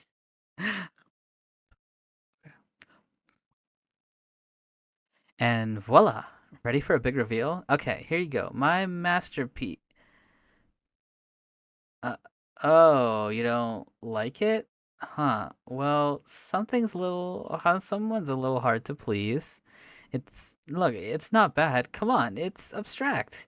You clearly don't understand high art, but it's okay. Not everyone's a connoisseur. Maybe I'll just call it Untitled Number One and hang it in a gallery somewhere. Well, this was for fun. Sort of. I guess I'll go draw a tree or something next time. Trees don't complain about their branches getting looking weird. Anyway, thanks for sitting still. Don't forget, you're my inspiration. You're welcome. All right, that was something.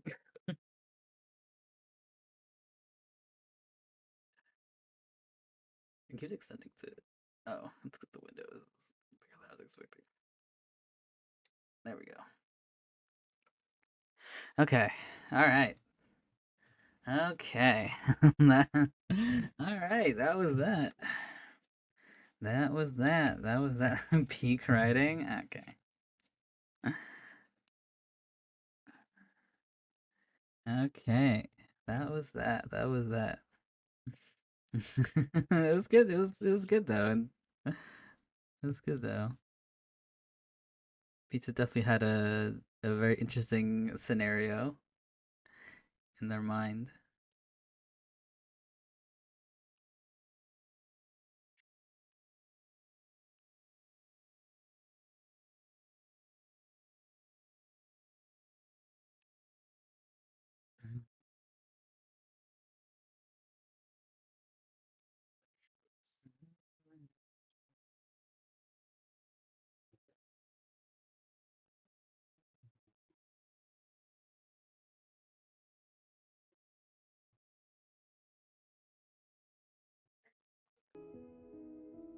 I pulled a Chi-Chi, lost 50-50 at 90 pennies. It's so good I could go run for his money. I couldn't do anything. Had to be canned.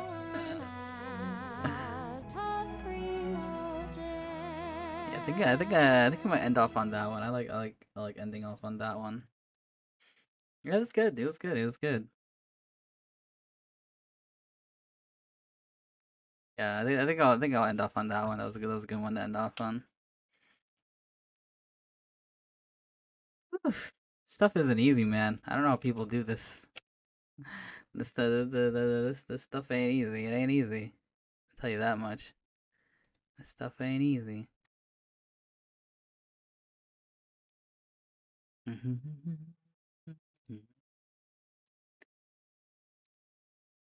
Thanks for sharing. Thanks for sharing. It was great. Great is a word. Great is certainly a word. I mean, you can save it for next time. I'm sure this is not the last time we're doing this. You can save it for next time. Technically, we still have the fan fiction reading to do because we did meet that goal. We do technically still have the fan fiction, so if you have any fan fiction, uh, post it. I mean, it was a good one to end off on, you know. You gotta end off on a high note, right?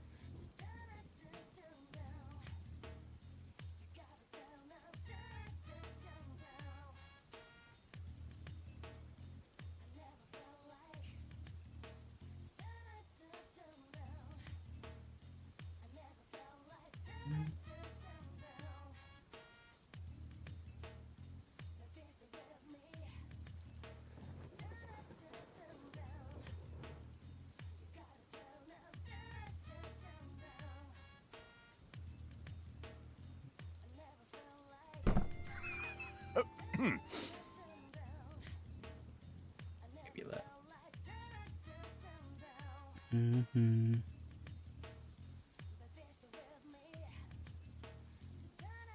I didn't win one drawing from you, so I made the world what you did. I thought you did.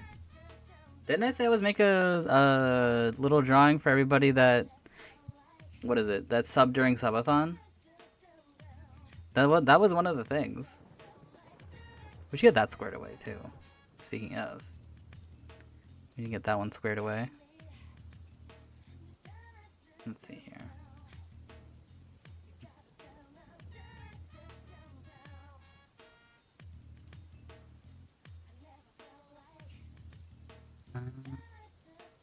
Let's see. Let's see.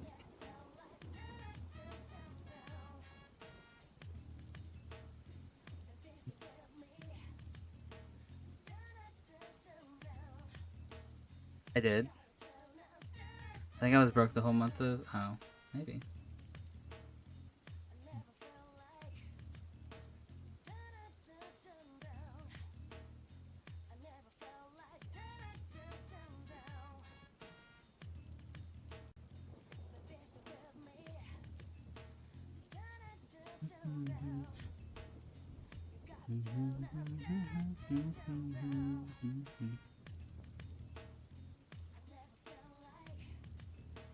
Is the Fantastic Four going to be free? Yeah, all characters are free at Marvel Rivals.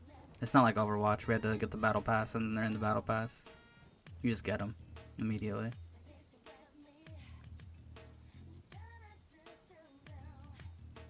Yeah.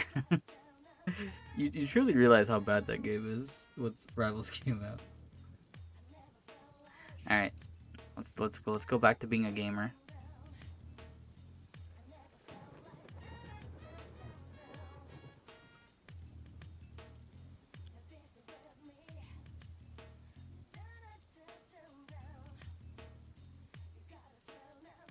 I can't believe I had to even ask for that, man. Good old Bobby Kotick. Ever heard of Bobby Kotick? Best decisions. I'm looking for the thing that has all the people that had subscribed.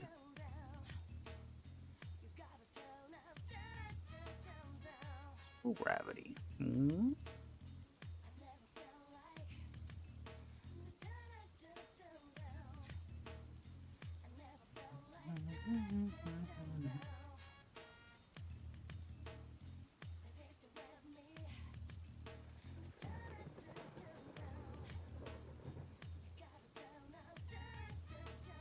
Oh, for crotch. Okay. That one. Ah, here we go. It was an Excel sheet. Microsoft Excel.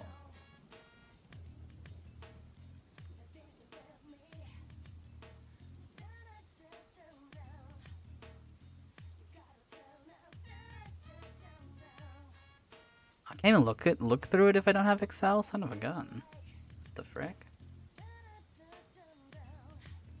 Gmail.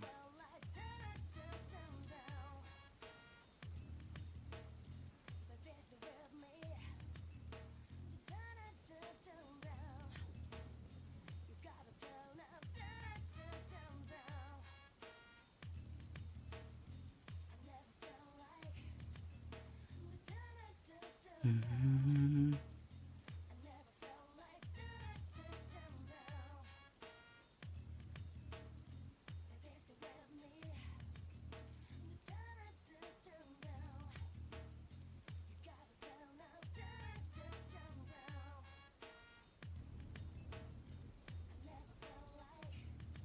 Isn't there an event against I should be doing, but I don't want to do it because I hate it? The beetle event? It's not that bad. You just punch things with your beetles. Give me my Chaska Mawika? Sure. Sure. Let me just, what is it? I'm just doing some stuff in the background. Oh, you like the Beatles? You like the Beatles? Yeah, we take a look in a second. Who was I building? Anybody remember who I was building? Oh, right, I was building Potential Herda.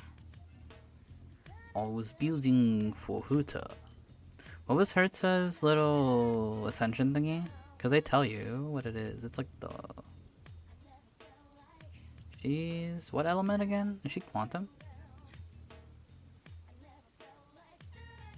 It was like a monkey or something.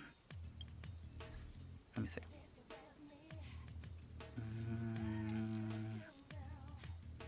Data bank.